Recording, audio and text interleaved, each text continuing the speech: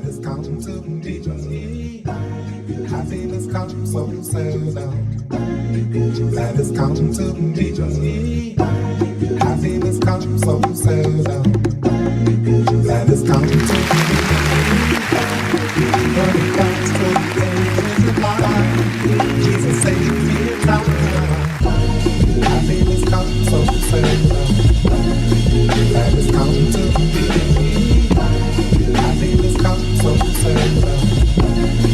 That has come to me. Happiness comes so seldom. That has come to me. Running fast for the edge of my life. Jesus saved me in time. Happiness comes so seldom. That has come to me. Happiness comes so seldom. That has come to me. Happiness comes so seldom. That has come to me. Running fast for the edge of my life. Jesus saved me in time. Happiness comes so seldom. That has come to me. Happiness comes so seldom. That has come to me. Happiness comes so seldom. That has come to me.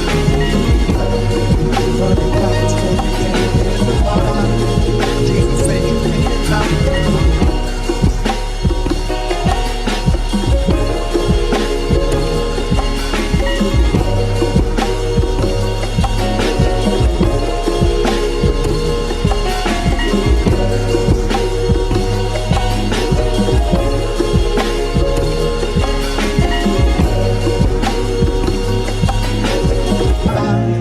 Jesus saved me in time.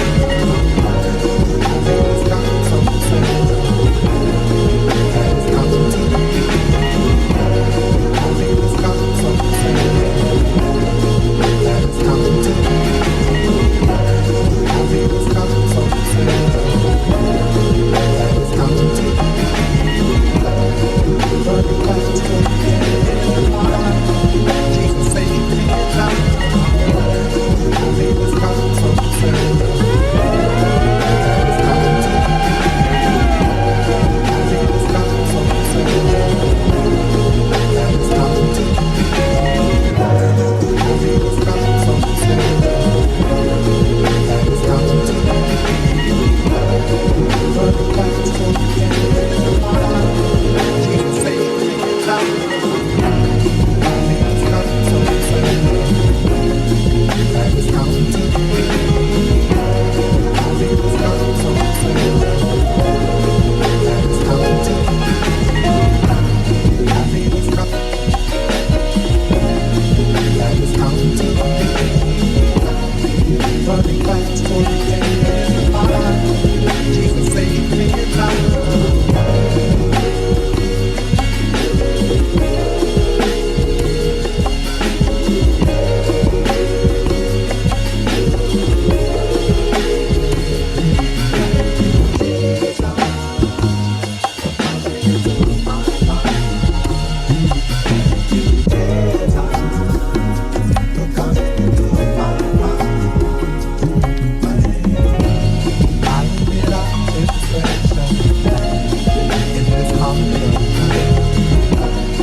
Running fast for the edge of my life.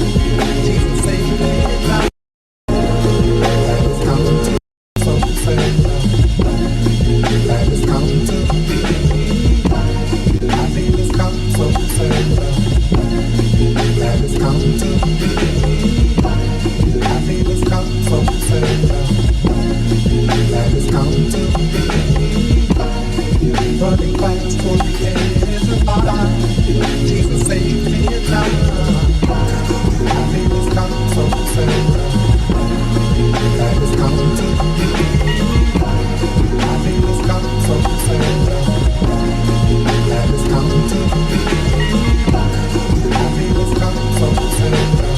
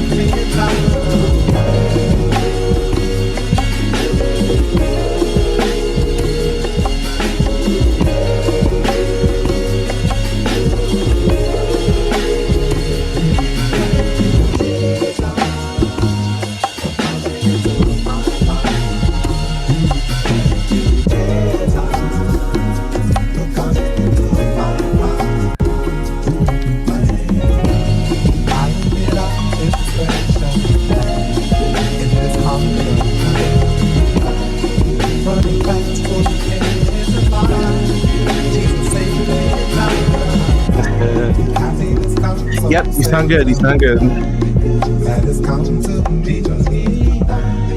It is here in the Father's kingdom. It was there for me. You took me, and you washed away my sins. You washed away my sins. Thank you.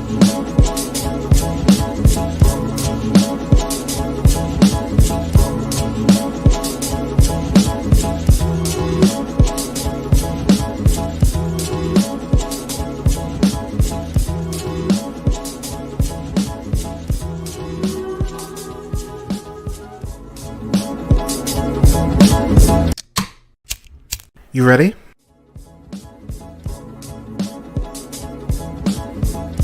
You're listening to the Real Pineapple Podcast Network.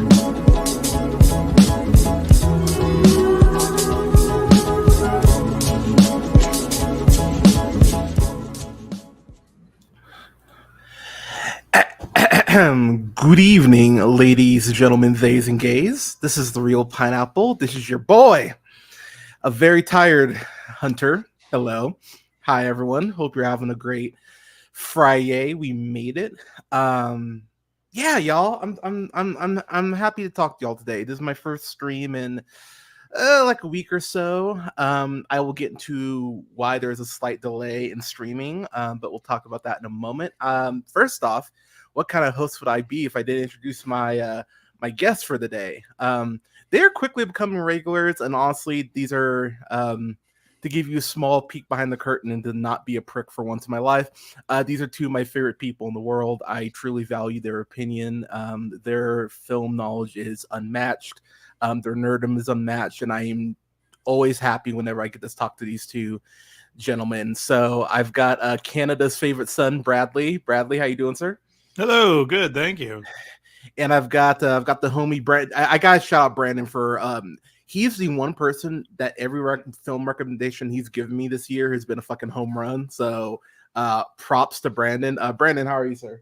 Thank you. I am doing so much better after being flattered by you, sir. Yeah, for those of you who have heard about the chat, trust me, this doesn't happen often. This is a but yeah, I'm pouring a beer here. Actually, here I'll let y'all there. I won't tell you the name. I won't tell you the name of the brand, but yeah. So So to get to why I was a little MIA, I had the privilege of going to the Cordillera Film Festival here in Nevada. Don't want to say where just because I don't want Fox and you Fox News fuckers to come after me as we get closer to the election.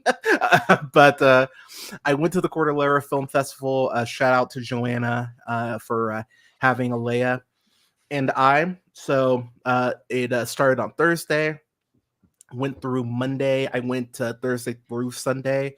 Got to talk to some amazing, creative, brilliant minds. Talked to a lot of people. That's the most socializing I've probably done post lockdown. So now I don't want to see another person in person for another couple weeks or so. But to all the people I met at a Cordillera, thank you for sharing your art with us and for being so vulnerable. I went to this script reading panel, which was fucking awesome. I saw this documentary about a Goofy movie and about why it's one of the most important films that Disney's ever made, which is true, by the way. And Bill Farmer, the voice of Goofy himself, was in attendance and talked to Alea. She got a picture of him. Nicest dude. I got to talk to him on Sunday for a few minutes, and he was just absolutely delightful. So, Bill, thank you, sir, for being so kind and wonderful. But it was a truly just wonderful experience. I got to talk to one of the heads of the festival, Ted, who is amazing. And I actually did the official Cordillera podcast. So I will share a link to that on my socials. It's very weird being interviewed since I'm so used to doing that at this point. So it was a nice change of pace. So, but to everyone at Cordillera, thank you for having Alea and I. And we will see you all next year. With that said, guys, how are you? How's your week been? Brandon, let me start with you, man. How are you? I've been pretty good. you guys know I recently got back from a mini vacation last week. Yes, So sir. I kind of had an extended one with this week because I got a little sick from coming back. I've just been home, not doing work, and catching up on a bunch of movies, watching movies. Hell yeah. And of course, getting into the very spooky mood.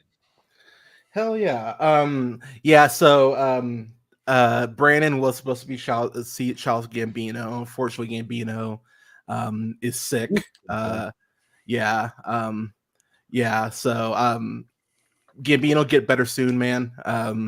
Yeah, please get better soon. But I know you're up in Seattle. I was actually just there last month for my one of my sister's weddings. Seattle is fucking beautiful. I love that city.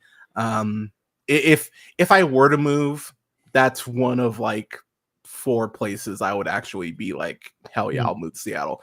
But yeah, I'm happy you had fun. What was your favorite thing about the trip? Oh man, that's a good question. I mean, probably the food. Like, All the food. I'm usually known as like a picky eater in my family, but like, are you? Okay. Now define picky. Define picky, because that's important. Like, I don't like a lot of condiments on food. Okay. It took me a while to even start liking like seafood and stuff like that. Used to not really be big into that, but no, on this trip I was like, yes, and I was trying everything, doing everything. That's the place to get seafood is Seattle. Seattle seafood is so good. But no, Seattle, and I was in the land of Canada for a bit as well. Ooh, that was just fun being in another country. I haven't been in other countries in like years, so just that probably be the best thing, honestly. Yeah, depending on how November goes, I might be going to Canada a little quicker than I would intend. People, vote, people, by the way, and vote for. There's one very obvious choice. I'll let you do the brain math there, but yeah, please vote this November, people. What did you guys do any hiking? Did you go to any parks? Oh yeah, we did a big hike. I think it was Mount Rainier in Seattle. I had 2 friends who were already up there, so like they knew like everything about like the hike and everything. So that was like my first time hiking ever, and I loved it. Oh damn! I could be proud of myself. I wasn't one of my friends who were lagging behind. I'm sorry to throw them under the bus, but that's right. Yeah, I had a really good time with that. Hell yeah, man. I'm happy you got to get away. It's always nice to get out, a little bit. Like that is the one thing I will say about going to the film festival. Like I was so like Sunday morning in particular. We got home like at 2 that morning. And I get into bed by 2:30, and I was up that morning at 7:30 to be back there at 9. And then I didn't get home on Sunday until 6. But once you kind of get that momentum going, you got people around you that are inspiring you. Like it's easy. So, dude, I'm happy you had fun, man. Canada. What about you, man? How's your week been? Good. Put in a sink. Got a new toilet. Nice. Okay, let's go. To save money, installed all that myself. So that'll probably be a mistake, but not for a couple of years from now.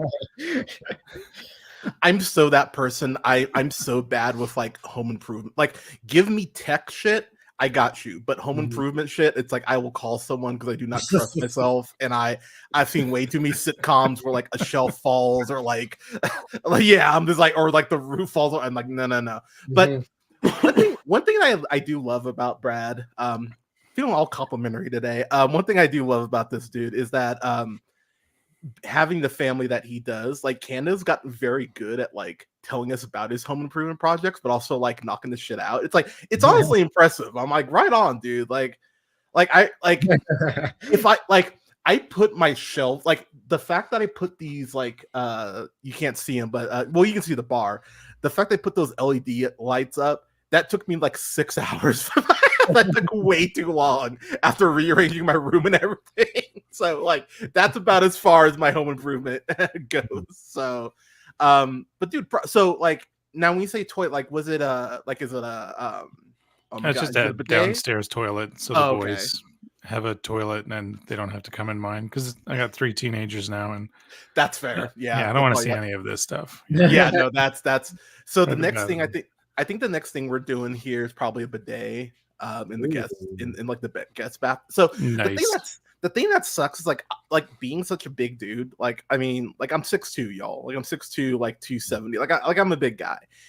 But bathrooms, especially public restrooms, which is just another reason why I don't like fucking using them, are just not built for hunters.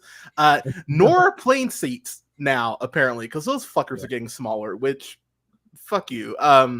So props to you for at least putting the toilet in. And yeah, teenagers, yeah, dude, I wouldn't want to. I wouldn't want to Yeah. deal with that, man. That teenagers are gross. Like I don't know why people are like afraid to say that. Like, yeah, teenagers are fucking because you're going through all the like I remember like when someone first introduced the concept of like 2 showers in a day, which I still do, by the way. Like I typically do like a shower in the morning and then shower in the evening. I find that it relaxes me. But man, like I remember in high school, man, I was showering 2 or 3 times a day because I'd be playing basketball. I'd be playing basketball for 2 or 3 hours. It's like, you know, you come home and you know, gross. But, oh gosh, I lost my train of thought. That's fine. All right, so we're gonna move on real quick to Soapbox Corner. There's one thing I do want to bitch about before we get to our reviews proper. Unnecessary sequels. So I went and saw Joker, fully ado last night, y'all. I'm tired. Like I'm so tired of just unnecessary sequels. So look, The Hangover, I think it's a great movie. I know there's some elements that people don't say have aged well. That's fine. Like stuff doesn't age well after 6 months, it seems like these days, but that's a whole other conversation. But you know, you learn, you improve, yada yada yada. But I remember watching The Hangover and being like, oh man, that was a really fun flick. There's no part of me that was like, oh man, this needs 2 sequels. And what Todd Phillips has done, like, okay, how do I put this?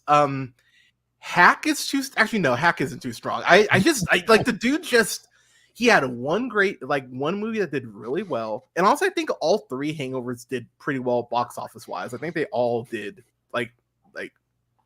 actually, you know, let's look that up. Now I'm actually curious. Let's see. The Hangover declined over time. Okay, so The Hangover. Wow, so The Hangover did 277 million. Oh my god, are you fucking serious? So okay, so the first Hangover did 469 million. That's absurd. I did not know it did that well. Oh my! The Hangover Part 2 did 586. Oh, what? I was wrong. Oh, okay. Why? And then, okay, and then what the fuck did The Hangover Part 3 make? And then The Hangover Part 3 did 362. So, goddamn, like they did well. That third Hangover movie is rough too, man. Boy, nothing from that movie. All I remember is that like they did the whole like Harry Potter spoof poster. That's about as far, like definitely Hollow's Part 2. That's like with Alan and what, Chow? Is that his name? I think it's Chow. Yeah. I was gonna say Senior Chang, and that's not right, but yeah, that I'm assuming the Community movie will be better than the last 2 Hangover movies, But going into this, so look, Joker is one of those movies that I own. Like I actually own the first Joker movie. It's definitely one of those Black Friday, like, oh look, this is $7 movies that I just threw in the bin, picked up, and now I see it. I'm like, oh, I'm probably never gonna watch this again. Like it's right there next to Man of Steel, thanks to Bradley, who is poking enough holes in that to keep me from really. That's crazy how much I hate that. Yeah, but after watching this, I just gotta be real, y'all. I don't get the point. I think that's my biggest issue. Like when we all heard that they were doing a sequel, I think we were all pretty skeptical. Like, why are you doing a sequel to this outside of just, you know, greed? But By the way, I'm so happy this is no longer Joker is no longer the highest grossing R-rated film, and that Deadpool and Wolverine beat it. I'm so happy that's the case because, man, like the amount of discourse I had to deal with people when Joker came out, calling me hate, like the typical Real Pineapple playbook. Oh, you hate DC, I don't. Oh, you hate things that are different, I don't. Like just hearing that shit over and over, and then watching that film climb and just having to sit there and be like, God damn it, audiences, like you'll go see this shit, but the Fall Guy, nope, can't go. No. Yep, the Northman, nope, can't go see that. It's just like it's like you fucking like. This is why I have this pretentious ass attitude when it comes to audiences, because you see dumb things sometimes, and then I have to have this discourse with people and go like, well, you're wrong, it made money. It's like Transformers 1 is falling to that. Like, go see Transformers 1, people. That movie fucking rules. Like, the fact that more people aren't seeing that, go see The Wild Robot. Like, there's so much shit out there that's better for you than this. And so going into this movie, look, I'll be the first to admit, I wasn't going in with a good attitude because I had no reason to. Like, the press tour for this movie is one of the weirdest for, like, a big budget film that I've seen in recent memory. Like, Joaquin Phoenix won the Oscar for Joker not last year, but a couple years ago. Won the Oscar for that. That won what, like 8 Oscars, something like that? Because I think won like best score and best score for sure. Yeah, yeah, like it cleaned up, like it did well, and no mention of Joaquin winning an Oscar, no mention of Gaga being a Grammy and Oscar winner, which is insane to me. You would think you'd be pushing that like a motherfucker. And so I go to the movie yesterday. I was gonna go see it today, but I'm recording with these fine gentlemen. I didn't really feel like rushing, so it's like I'll go see it yesterday. So I saw it yesterday, and there's about 20 people in my theater. It's like 3:00, and there's this older couple sitting together, which is really sweet. And there's this point where, if you see in the trailer, Brad, I know you don't watch them, so there's a courthouse explosion, like very BVS. There's a courthouse explosion, so it's dead quiet like after this explosion, and and I just the thing that entertained me the most about this movie is I keep hearing this old guy, and he's starting to lose it. Like he's like his tolerance is just eroding over this movie, and I feel it. Like the audience with me was like kind of like almost bewildered as they're watching it. And so after the courthouse explosion, in the dead silence, I just hear we should have gone see the Wild Robot again. And I laughed so goddamn hard. Like, it's the hardest laugh I got the whole time in the theater. I could not stop laughing. Like, and I laughed for like a solid 2-3 minutes. And so I get out of the theater, and he finds me in the hallway because his partner had to use the restroom. And he was like, "Oh yeah," and I had my phone open because I take notes. I take notes in the theater. People, I sit away from people. Calm down. But I had my notes open. And he's like, "Oh, what's that?" I was like, "Oh, well, you know, I review movies, and so these are my notes." And he just looks at me. He's like, "So did you like it?" I was like, "I'm gonna be real, man. No." And he pauses and goes, "Oh, thank God, I fucking hate it." and so I asked him, like, "Did you like the first one?" He's like, "No, I thought the first one was interesting from a mental health perspective, as skewed as it is." He's like, "But this film, in his words, has nothing to say." And that right there is kind of my thesis, is that the film has nothing to say. I mean, I think most people were doing it, but I was telling everyone, I was like, this is the Kings of Comedy Taxi Driver with a DC coat of paint on it. That's what this is. Like, Phillips had, parameters he had to kind of stick within. He kind of had a template to work off of, if you will. There's no template here, and the formula just falls the fuck apart because there is no template. Lady Gaga being called Lee, like, DC does this weird thing with their characters where they're like, they bring in these characters, but they're nothing like their comic book counterpart, and I don't know why they keep doing it. So please, like Jimmy Olsen, the CIA yeah, or Cassandra Cain, or the fucking Robin name drop from like. Oh, that's right. Stop doing this. We can't blame it all on Snyder. That's true. It's fucking stupid. Stop doing it. And they've done it multiple times. And I think what confused me the most is that this is Elseworld shit. No connection to the DCU. You can literally do whatever the fuck you want to make the shit work.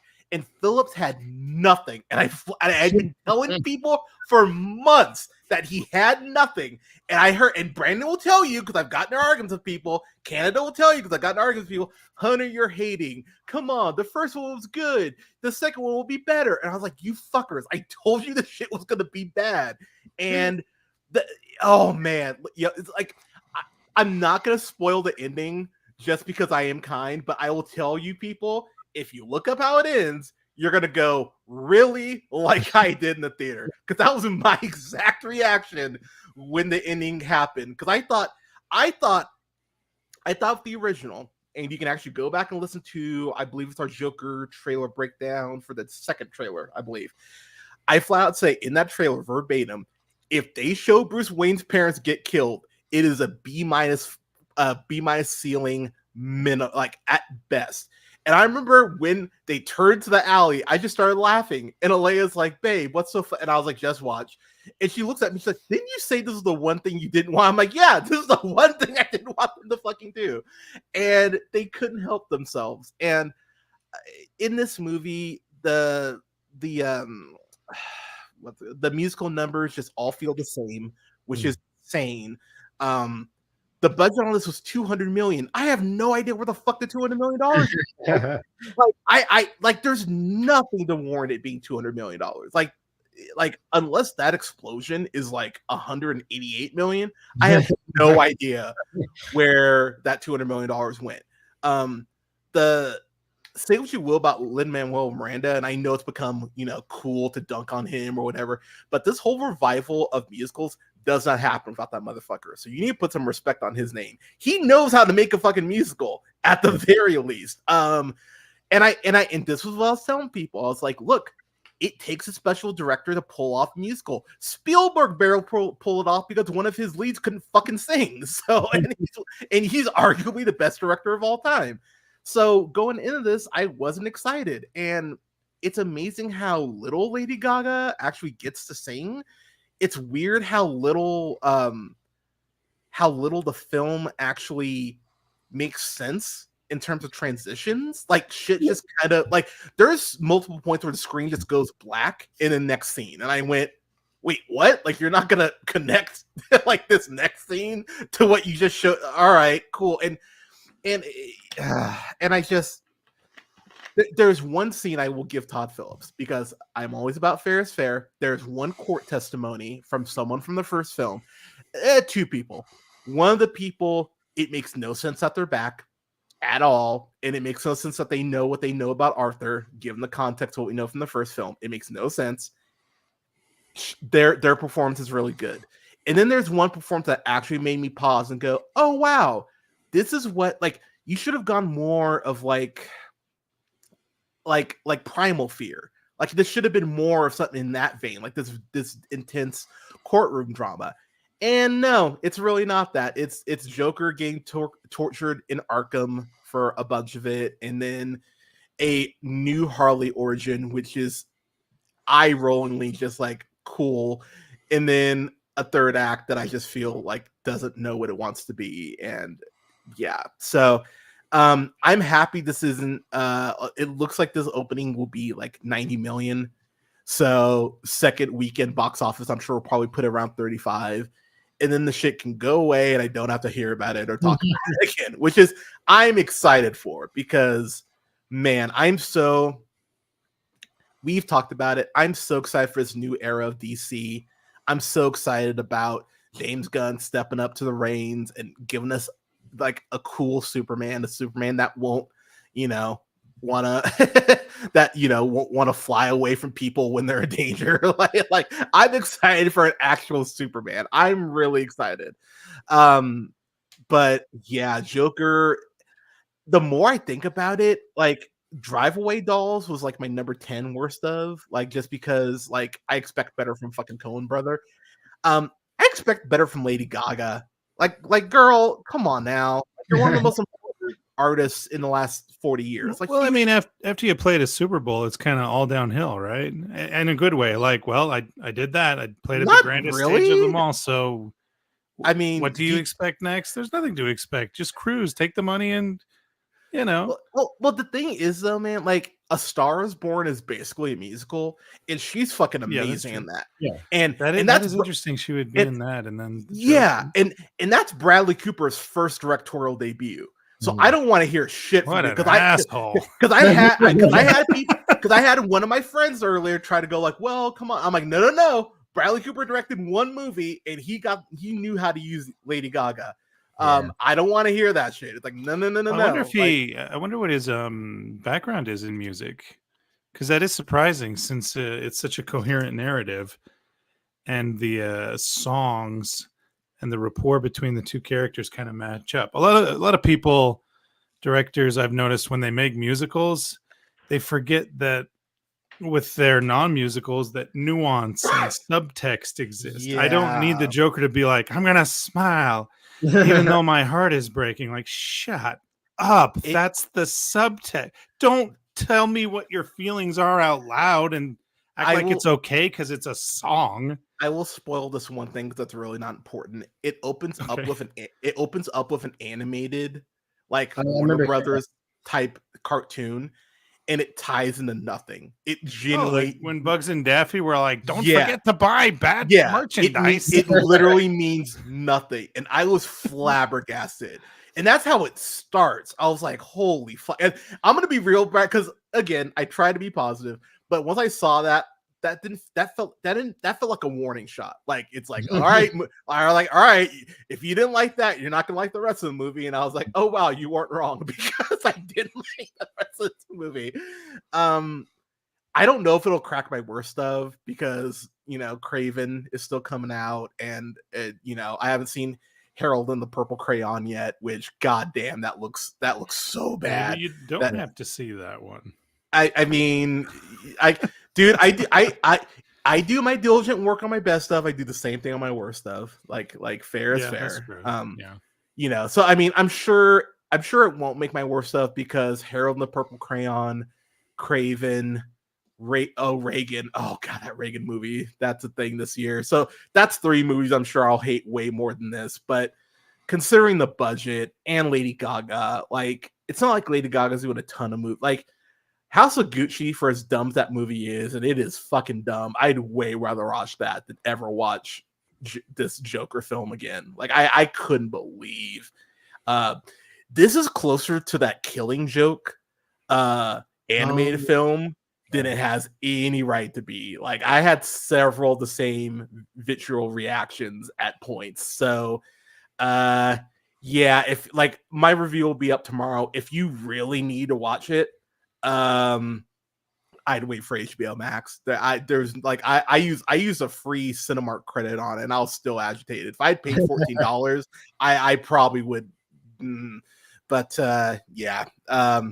There's my rant. Brandon, anything you want to go for chest, man? What else? What am I mad at? I don't know. Max took off cartoons. They took off like a bunch of again. And so, I mean, it's just more of the same. I'm always mad about. I don't know. I've been trying to be happy lately. I got nothing to rant about. I get that, but I mean, there's always something to just, this is a safe space. Yeah. That's why we provide it. Canada, what about you, man? Anything? Not necessarily anything angry. I've been working on knowing my quirks, what I hate about things, and knowing. That's good. What's a good way to put it? Like, oh, I hate when people do this about movies, but then recognizing that in myself, knowing your peeves. Like I was watching the Wild Robot trailer. I should probably never watch this movie, because people seem to have an emotional and spiritual journey with this movie, and I think it looks gorgeous. But I was watching this robot hold this duck, or maybe it's a goose. It looked more like a goose, and in my heart of hearts, I thought I would want to eat that duck. That looks fucking delicious. So I should probably never watch this movie, or at least have an opinion on it. You know what I mean? Damn. For that reason, I think you should, because there is a character you will totally relate to in this Oh movie. man. It's I remember Okja was one of my favorite films that year, and someone said such a powerful and profound not anti, but vegan, vegetarian type of message. And I remember thinking, oh, right, it did have that. But by the end of the film, I was like, I want to eat one of these hippogriff type of looking. I would try it. That looks fucking delicious. But I strongly recommend Okja. So I'm hoping that the Wild Robot turns out the same, and I'm not just hungry the whole movie. I think you'll like it. There was a lot of emotional responses. Like there was an older lady that walked out of the theater like sniffling, and they were asking her like, "Do you want to like review this movie?" And she's like, "Yeah, I do. She couldn't even like articulate how like she was feeling. She's like, just such a good movie." And then like she started doing I love that. I was like, I'm glad I got to see that. Well, and yeah, just to finish my soapbox, Inside Out 2, Riley is putting herself, and this is relatively spoiler free because she was a hockey player in the first film. Mm-hmm. And it very much and very well shows the inner workings of how athletes think. And for me, who loves sports, I'll watch curling. I watch golf. I'll watch tennis. I love watching sports and the drama that unfolds. I like watching tennis. Yeah. Yeah. And maybe that's not chess. I watch chess, but there's a sense of, again, me trying to be more aware of everyone around me. 'Cause, anxiety is really pushing Riley to be the best, like anxiety does for a lot of athletes. And it's clearly becoming too much, but my inner thoughts are all like, maybe just let anxiety cook a little bit. And see how... Now, I didn't express that, especially to my little kids. Like, yeah, you got to break your body if you're going to be the best. No. I would never tell my kids that, which is why they'll never be champions. But oh, dude, come on, man! Like, let's be fair. Like Nikola Jokic does not seem like a killer. Like he's the farthest thing from a killer. He just wants to be on his farm with his goats and shit. But like he's already he's a multiple-time MVP and a former NBA champion. So let's calm down on the you need to break yourself mentally in order to be a champion. Sure, exactly. And that's something that I am trying to be more aware of is the audience around me before I express I'll just say an opinion I'll regret later. Could you imagine me being like, no, I don't want you to break yourself. I don't think that. Well, there was a scene in what was it? I think it was Arkin who did the grandpa in Little Miss Sunshine when he tells her, loser is someone who never tries. So if you're not going to try, then you're a loser. Winning and losing have nothing to do with being the best. It's people who try and people who don't try. Are you going to try? And she says yes. And he goes, then you could never be a loser. And that's profound to me, especially someone like me who grew up being like, so I try until I'm broken inside. That's what makes a champion. Yeah, that's incorrect. And I agree.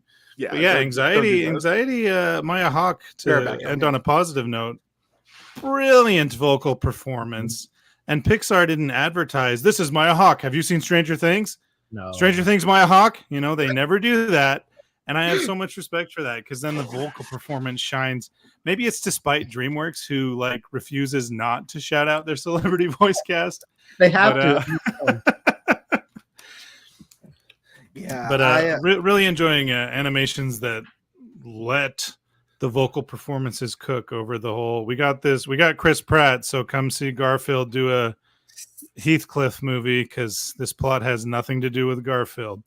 Man, and that movie is going to be high on the worst of if it holds where it's at right now. Because it's like two above Night Swim for me right now. Yeah, I'm gonna. So, fuck it, I can announce it now. So as far as what's coming up for the Real Scary series, I'm gonna have a couple reviews of Brandon and the homie Jamarco. Gonna be reviewing. We're going to be reviewing Scooby-Doo and The Witch's Ghost. Might sneak in Scooby-Doo and Cyber Chase if time allows. But then I'm going to start my review. I'm going to start rewatching or watching The Last of Us on Monday because I never finished that. So I'm gonna So I'm gonna have a review for that. I'll probably have Gianmarco on for that. See where Brandon's at schedule wise, because Brandon's gonna probably be on quite a few times because it's a scary season. So, but I'll have a review up for Ready or Not here soon, which I'm excited. Finally watched that yesterday for the first time. That's a fun fucking movie. Have a review up for Abigail, Maxine. I'm gonna be reviewing Baby Reindeer in a couple of weeks with my mom. She's never been on the podcast, and given what she does for a living, she'll be able to lend some really good insight into that. So yeah, and then I'm going to be streaming Resident Evil 4 here in a couple weeks. The only reason I'm not doing it now is because I have to learn Streamlabs, and Streamlabs OS already is giving me a headache. So I'm going to give myself a couple weeks to try and figure it out. Because unfortunately StreamYard doesn't allow me to stream game audio. So which is like StreamYard. Put that, like, come on, y'all. So yeah, but all right. So jumping into our first review, you know what, we'll talk about Scooby-Doo first. I feel like McMahon's gonna probably take a little longer. So a bit of a surprise. I have never seen Scooby-Doo on Zombie Island. I'm a huge Scooby-Doo fan. I've loved Scooby-Doo ever since I was a kid. Actually went ahead and checked out. I'm that kid who would wake up early before school, like at 5:30, 6 a.m. and watch it on TNT, to date myself a little bit here. I fucking love Scooby-Doo. I've always loved Scooby-Doo. So I was really excited to watch this. And I just gotta say, this is great. This is a great fucking movie. I was like, not surprised, because I figured it'd at least be good. But goddamn, I had so much fun with this. Like, I watched it this morning, like at 1 o'clock, because I couldn't sleep, and because Joker was upset. but I checked this out, and man, what a fucking joy. I was watching this as my partner was finishing up this book she was reading, and she kept looking up from her book, and she was like, this is intense. I'm like, yeah, like this is. So Brandon, since you're the Scooby-Doo nerd, dude, I'll throw it to you, man, if you want to go ahead and give us a plot for this. All right, this I'll just say is like one of my favorite Scooby-Doo movies, if not the favorite. But yeah, it kind of serves as a reboot for the Scooby-Doo characters. It brings them back after I don't know how long. And like, you know, it does the usual kind of reboot thing before the reboot thing was popular. Like, they're all in different places and have different jobs that kind of moved on with their life, but then something calls them back to bring them together, because this time they want to find real stories of ghosts and monsters and ghouls and zombies. They're tired of the fakeness. Daphne has a show, like a Coast to Coast. Coast to Coast. And yeah, so like Fred kind of like puts this thing together where they're going to go cross country, finally searching for some real ghosts. And they land in Louisiana, where they get more than they bargained for. Great synopsis, by the way. So I will say, typical white girl thing to do, to be going actively to hunt for ghosts. Like, as soon as I saw, I was just like, yep, this is like, I was like, classic white people just looking for, like, God, like, I won't lie, it would be cool to be a white guy for a day, just to be able to say, like, to not have danger and actually have to go look for it. Like, that's got to be amazing for y'all. Like, to not, but yeah, I like the setup for this, because it seems like the breakup, quote unquote, was just like, hey, we're done doing this for a minute, you know, like which I like that it wasn't some big dramatic shitty thing. Like, everyone seemed like they're cool with each other. I love Scooby and Shaggy working at for TSA. I thought that was the funniest fucking thing, and they're just there to like find counterfeit food and eat it, basically. like that made me really happy. I'm like, that's such a perfect job for them. Canada. We haven't really asked you, what is your relationship with Scooby-Doo? Did you grow up with it, or? Oh, for sure. I was at a young age where Cartoon Network would play the original runs way, way, way, way back. Hell yeah, same. And then they slowly introduce, and here's Scrappy Doo, and me and my brother are all like, "Man, that dog's a loser." But I hated Scrappy Doo when I was a kid. Like 7-year-old we me all was like, did. this dog is ruining the bit. Like, why is he around? Like, what if which is- Scooby, but smaller and braver, and like, yeah, man. Oh god, I hate Scrappy Doo. Like that is still one of the most brilliant. Like I stand by this. One of the most brilliant like twists for a live action film was making him the villain in was it the second one? I can't remember the first one. The second. No, I was having trouble recalling where everything lines up as well. Yeah, but making him the villain, I was like, "Yep, totally makes sense," because he fucking sucks. And also, Linda Cardellini as a Velma, sup girl, like that. How old is she now? Like 50? Is she 50? Probably. Now I gotta look that up. But like, I was, I'm not sure. Alea had not seen 49. Okay. No, I was like, no, she can't be that old. She's only a couple years. Right. well, Alea had never seen Grandma's Boy, and so I showed her that like a month ago, and I was like, she's so hot in that. But I mean, she's hot in everything because she's wonderful. Yeah. Yeah, no, I'm right there with you. Like Cartoon Network, even a pup named Scooby Doo. Shockingly, I'm not always crazy about it, just because I think doing the junior is just like I think it's a very cheap cop out, but it actually works a shocking amount for a pup named Scooby Doo. I think that and like Muppet Babies, like the only time, or like the most consistent examples of it probably working. But as far as the plot, I love Fred. I love Fred because he's me, because he'd be that person where he's like, okay, this is bullshit. There's clearly something. Why are you all freaking out? Like, this is a guy in a mask. It's a guy in a mask, right? Like, it has to be a guy. But having that, it reminded me weirdly, Canada, of the Angel episode of The Simpsons, which I actually think is one of the most underrated episodes of that series. Where they dig up the angel, and it's I guess spoiler for a 30, maybe 25-year-old Simpson episode. Yeah, right. It turns out it was just a big mall promotion. Yeah, and you're just like, what? Like, but the conversations that ensue because of that are really deep, especially for like, I think that was like what, 95, 96, where like you didn't talk about religion and it was just like, you just accepted it.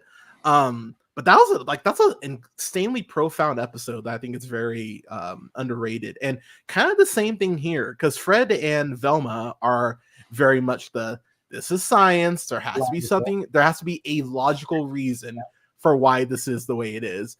And then they have to have that internal conversation of, oh fuck, maybe this isn't like maybe this isn't. These aren't guys in masks. Maybe this is actually something way more sinister. And I will say that was probably my biggest like hell yeah is when you find out what's actually happening.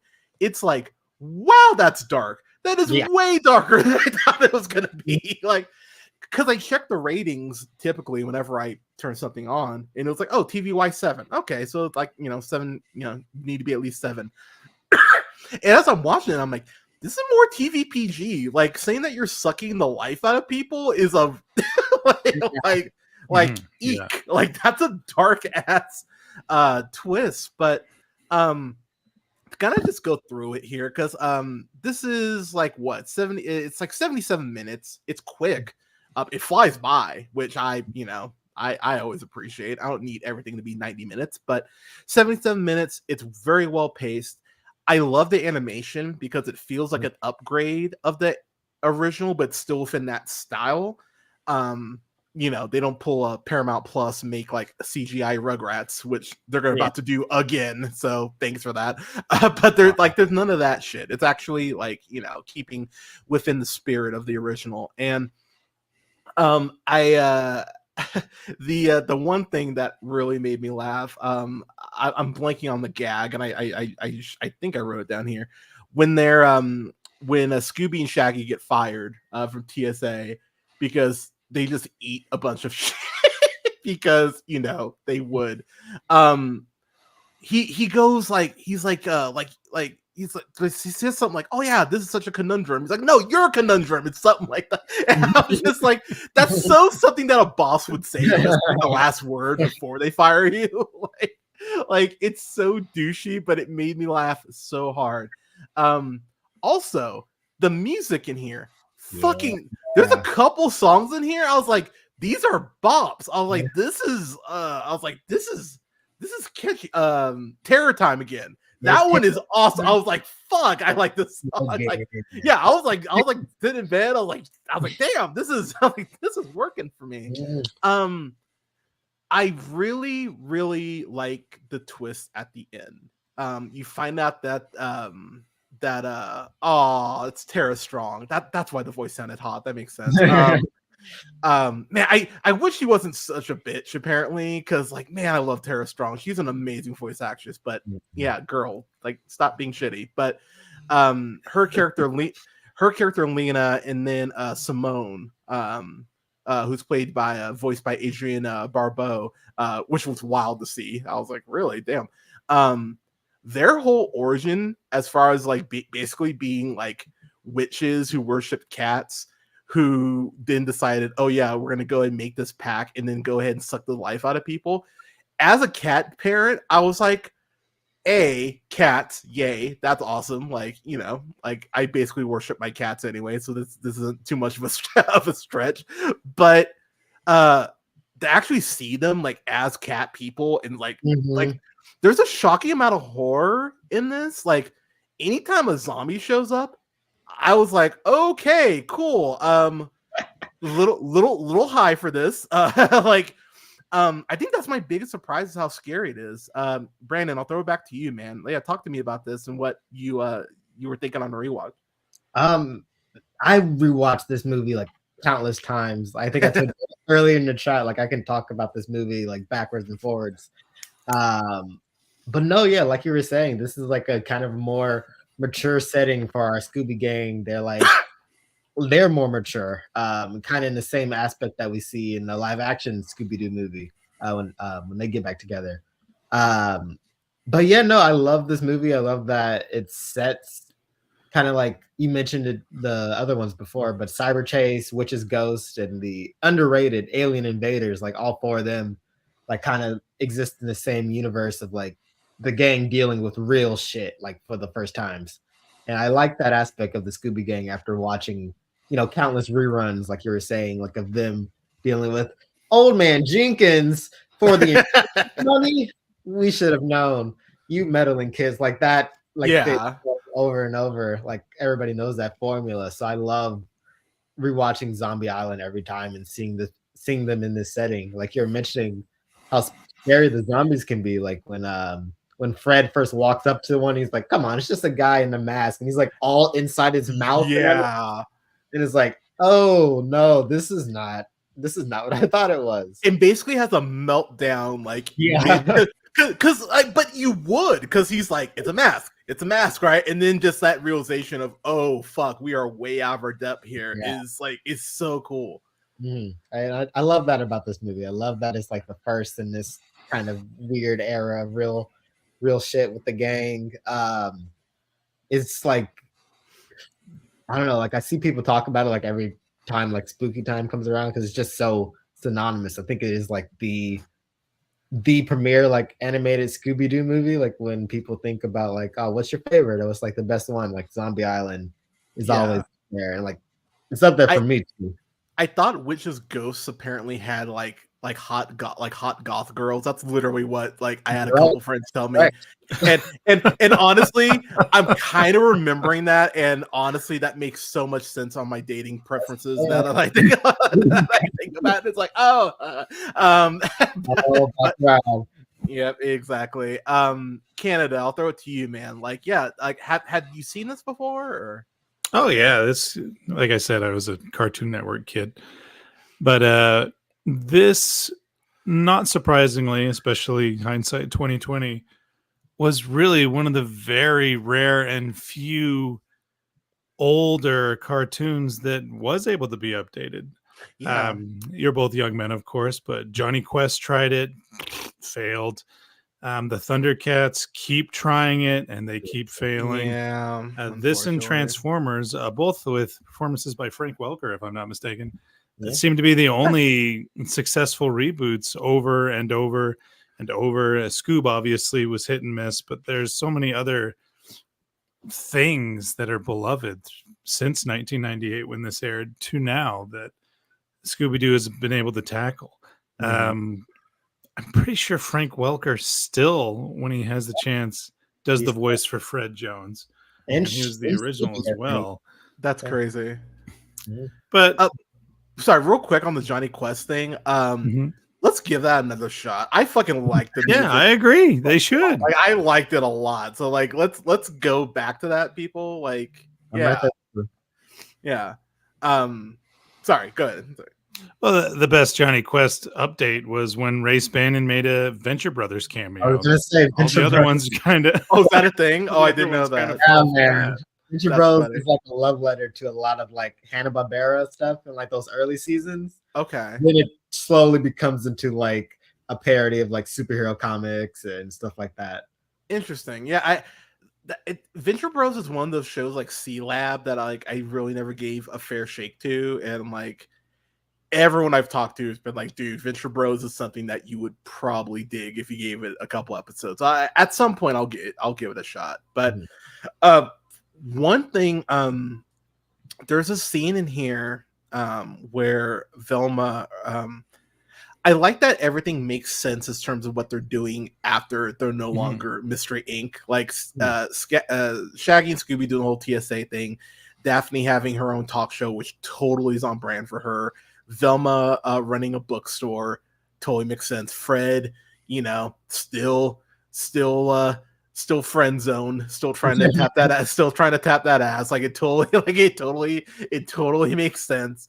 And so when everyone comes back together, it actually does feel like a big deal, which given the runtime is really impressive that they're able to pull that off. It's like, wow, this actually feels like a moment. And then when you see Fred like tear the sticker off the van, you see the mystery machine. I was like, okay, that's really cool. Like my little nerd heart was like, all right, that got me. That actually gave me chills a little bit. There's a scene where so Scooby keeps fucking with these cats, and that's a gag for me that never got old, just because I've seen, again, being a cat dad, like I've seen my cats like hiss at, dogs outside and shit, and just that shit's always funny to me. But seeing how Scooby is just like so focused on food, but he's like, no, fuck that. Like, in the initial scene in which he's chasing these cats down, he is trying to like eat these cats, and these cats are being little shits, as cats are, and that made me really happy because they're literally sticking their tongues out at him and laughing at him. I'm like, wow, these cats are assholes. But also, he did chase them for like 3 minutes before. But I will say too, the scare that probably got me the most is there's this point where they're in Scooby and Shaggy drive off in the mystery machine so that they can go ahead and have this crawfish boil. And all these zombies end up jumping on the mystery machine, and then they get stuck in the mud. And I'm just sitting there. I'm like, man, this is a multiple series of unfortunate events. Like you guys are kind of fucked right now.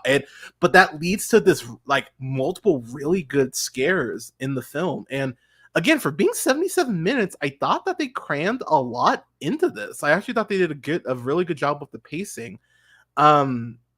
Canada, I'll throw it back to you real quick. Was there anything about this that surprised you on a rewatch? Or I'm always surprised that it turns out that it wasn't a real estate scam in which they're trying to buy up the island.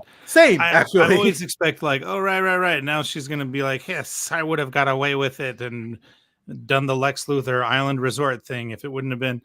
And it never comes. And I'm like, right, because it's more serious, more diabolical. Wow, not you just throwing Superman Returns. Yeah. Wow, god damn, you're killing me here. You didn't know Moonscar Island was just one giant Scooby snack, Canada?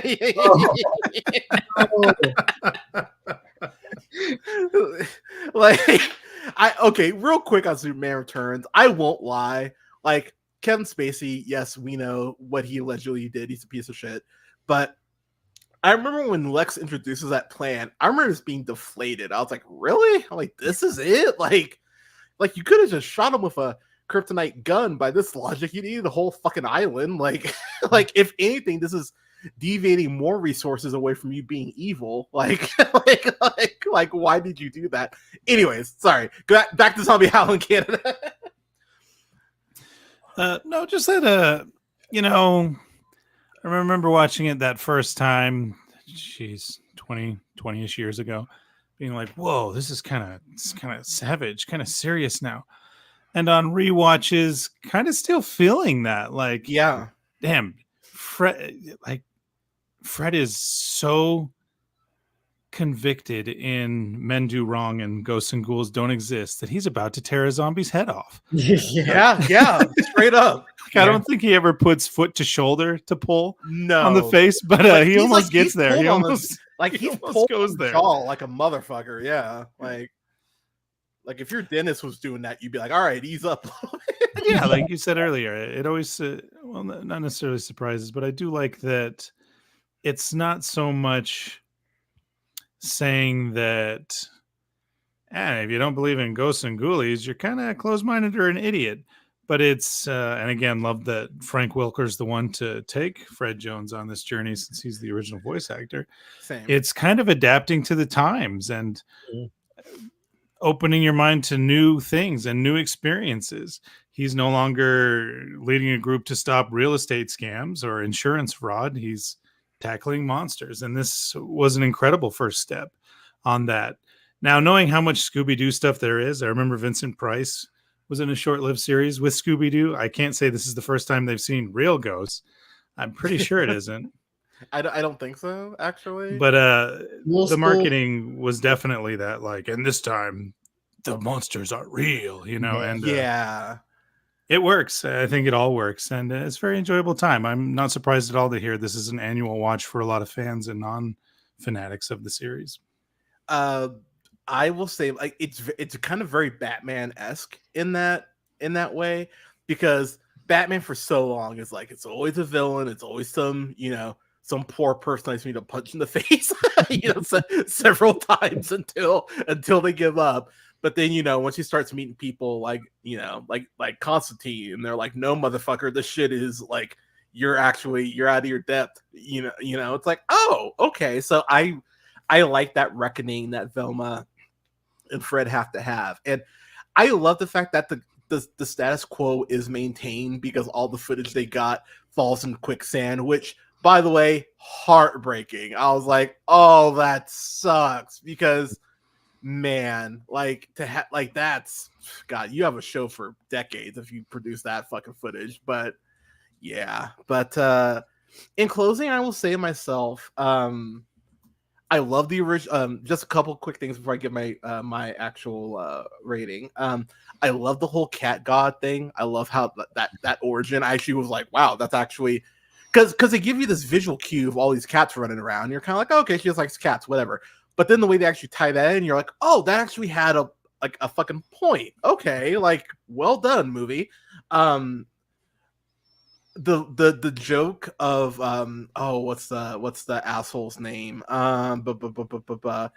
Snake Bite. That asshole. Voiced by Mark Hamill. Voiced by Mark Hamill. His like warthog that he had or whatever, where he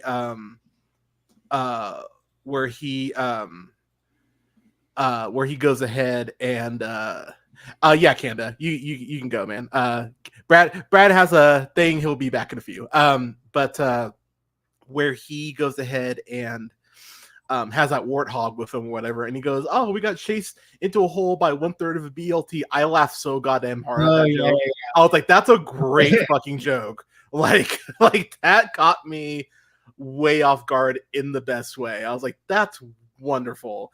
So I really like that gag. Scooby and Shaggy can't stop eating peppers. I thought Yeah. that was a gag that worked. They do it about 3 times. It's kind of like and I can't believe I'm going to compare it to this, but stick with me here, people. It's kind of like the Al Pacino joke in Tropic Thunder. Like they only use it like 2 or 3 times, but each time they use it, it actually is like really fucking funny. Yeah. But they know how to not overuse it. So I give them props on that. The way they actually illustrate New Orleans, it looks like New Orleans. Like they actually clearly had people who have been there, or maybe people who live there. Like it actually looks like the Bayou. It actually looks like New Orleans. And I'm always excited when we get to see other places that aren't LA, that aren't New York. Marvel looking at you. But it's always nice when we see different, spots in the country. And I really love the way that they made everything look.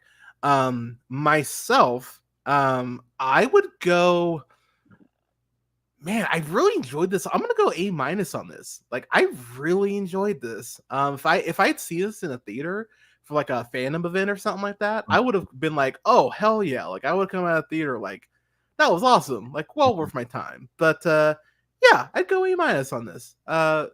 If you're these are on HBO Max. That's how I watched it. I'll be watching Witches, Ghosts, and probably tomorrow. And then they have like the OG Scooby-Doo cartoons on there. You can just skip Velma. You don't need to watch that show. There's any other Scooby. Yeah, like I would tell you to watch a Scooby-Doo flip book a fan created before I tell you to watch Velma. like there's no reason to watch Velma. There's nothing there. But yeah, A- for me. Brandon, sir, your final thoughts and grades, sir. Yeah, no, I am a huge Scooby-Doo fan, if you cannot tell by my attire. I love this franchise, like Brad was mentioning, like this along with Transformers, and I even throw in like TMNT in there as well. Like it's something that it will probably never die and continue like just get reboots. Yeah. For, like, every generation has like their own version, basically. I love this movie. Like everything you guys have said, I have the same sentiments. Like I love how they handle the transition to shit just got real. Like yeah, so good. It's perfect for this gang and like how they handle it. And I think like if you haven't seen Witches, Ghosts, or Cyber Chase, or Alien Invaders, like those all fall in like the same kind of line. I haven't seen any of those, so I'm gonna watch all. I will watch. Enjoy, especially Witches, Ghosts. You'll very much enjoy that one. Yeah. But no, I love this movie. I love Scooby-Doo. I love It's Terror Time Again. Yeah, that's such a bob. Like I definitely listened to that this morning with my coffee. I was like, so perfect spooky music. Yeah, it's good shit. But no, yeah, I love one of my favorite gags in this has to be not even gags, like something that like scared me as a kid. And like still is kind of unsettling is like when they have like the wax figures of them. Yeah. And like they're melting and like the face starts melting. They just melt. Yeah. Oh, that's crazy. But yeah, I'm always a fan of when they flip like, zombies. Like, they're not the bad guys. So like the zombies in this movie, they're actually kind of sympathetic. And they're trying to, rest. And I like that kind of aspect whenever you bring in zombies. But which is again another dark twist given the origin. You're like the concept that these tourists have been like stuck in purgatory. Like like the fact that Scooby-Doo found a way to incorporate Dante's Inferno somehow into a fucking movie is like wild. Cause like Velma even says it, like, yeah, the spirits can now rest, and you're like, wait a minute, they were literally stuck in purgatory. Like, holy shit. Like it's what like is this one of those movies? Because I definitely was kind of like, like Scooby-Doo, whatever. But when you take that half step back and kind of look at things, you're like, wait, there's a lot going on here for 77 minutes. Yeah, and I think that's why it's always such a great movie to revisit, like around this time of year. And yeah, I'd give it like an A+. Like it's one of my favorites. Hell yeah, I love this movie unconditionally, unironically. Like I love Scooby-Doo. Yeah, I'm actually excited. I'll probably end up rewatching this again before Halloween. Yeah. I'm slowly getting to my my Halloween bag here. Yeah, as I mentioned, I'm gonna start with Last of Us next week. Probably add on. Probably gonna start rewatching the Scream movies. That'll be a fun. I gotta rewatch Scream 5. That's my favorite one. I love that's your favorite. I think that's. Oh no, the Scream 2. Sorry, Scream 2 is my favorite. 5 is good too. 5 is close. 5 is really close because 5 does a lot of things that I fuck with. Like for those of you who don't know, last year reviews for all the Scream movies are up on the channel, by the way. But I watched the Scream movies for the first time last year, and that was just such a wonderful, joyous first time watch. Like Scream 3 is terrible. Scream 3 is really bad. It's really bad and quite problematic when you go back and watch it, considering who was producing it. You're like, ooh, like it almost feels like the writers were like, hey, like we're trying to give you like smoke signals as to like what's going on. Like it's a very weird movie, but but I'll say y'all, in case any like save y'all's like the asking of it. Am I gonna watch Scream 7? I'm not gonna see it in theaters. No, I might catch it on streaming, but to be quite frank, the ending for Scream 6 I think is a perfect ending for the franchise. Yeah.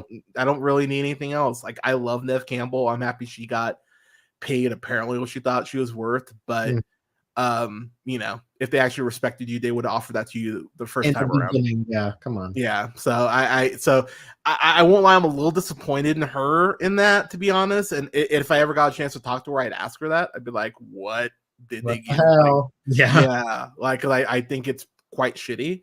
But yeah, Scream 6 ended in a way that I'm like, yeah, this is actually a perfect ending. I don't need more. Yeah, so. But that was Scooby-Doo on Zombie Island. Highly recommend it. Like I said, it's on Netflix. Not Netflix. God, so many streaming services. HBO Max. That's the one. But yeah, check that out. It is well worth your time. It's quite delightful. So, yeah. All right. So now we have to get a little sadder. Now we have to talk about Mr. McMahon. That is Netflix's documentary on the former chairman, founder, CEO of World Wrestling Entertainment. So hang on, let me take a hit because we're to quote Bradley Cooper, we're getting in the shallows now. So let me so let me hang on. Let me. Mm-hmm. Man, it's oof. All right. So, oh yeah, it's almost 4:20, so I'll wait a second here. But okay. So I grew up with pro wrestling. I love pro wrestling. Pro wrestling is something that I have genuine admiration for. While I never thought I could be a pro wrestler, I think I'd be a hell of a manager. I still think I'd be a hell of a manager. Like I could talk shit for someone. I could definitely do that. So any of you wrestlers who aren't comfortable talking, like you need a mouthpiece, I'm your guy. Hit me up. But I love pro wrestling. I still remember being like 6-7 years old, going to Video Choice in Pismo Beach, California, and finding my first wrestling tape. And the first match I watched was Razor Ramon, Scott Hall versus Shawn Michaels at WrestleMania 10 in their legendary ladder match for the Intercontinental Championship. That is a core childhood memory for me, and just being amazed by the athleticism and the spectacle that is pro wrestling. Shawn Michaels is still one of my favorite wrestlers ever. I think he is brilliant. What he's done in the ring. And look, Vince McMahon, you know, feelings about him aside, what he created, like his turn into a multi-billion-dollar company. They just signed I think it's a 10 billion, no, 5 billion, $5 billion deal with Netflix. So Raw is going to be moving exclusively to Netflix next year, which is insane. You know, so crazy. You know, they signed like a $1 billion deal with Peacock, so like you can watch all their stuff over there right now. Like like the WWE, we cannot understate how well they've done from a financial perspective. Like no one is gonna fight that. Here's the thing though, y'all. You can make money and you can still be a piece of shit. Yep. And what this documentary, so going into this, I was very curious because Netflix is in bed with WWE now. I was like, all right, how much are they really gonna hold Vince's feet to the fire on a lot of this shit? And I gotta be real, way more than I thought they would. Like, I gotta give it to Netflix on that. So now it's time to fill in some gaps here. So Vince McMahon apparently saw a rough cut of the documentary and was quote so appalled unquote on how he was portrayed that he tried to buy the documentary back from Netflix. And Netflix was like, nah, we're good. We're gonna go ahead and air this shit. Here's the thing, people. If you're trying to buy back a documentary, you clearly know that you fucked up. You did some shit. So for all the people, and there are hundreds of thousands who are still out there going, why are these women trying to ruin Vince's credibility? Like, how dare they go after his reputation? Look, y'all, I talked about this during the Me Too movement. I was like, look, we need to stop being so quick to outrage, and we need to learn to hear we need to take every accusation seriously, but not be quick to like grab the torches. That's always been my perspective.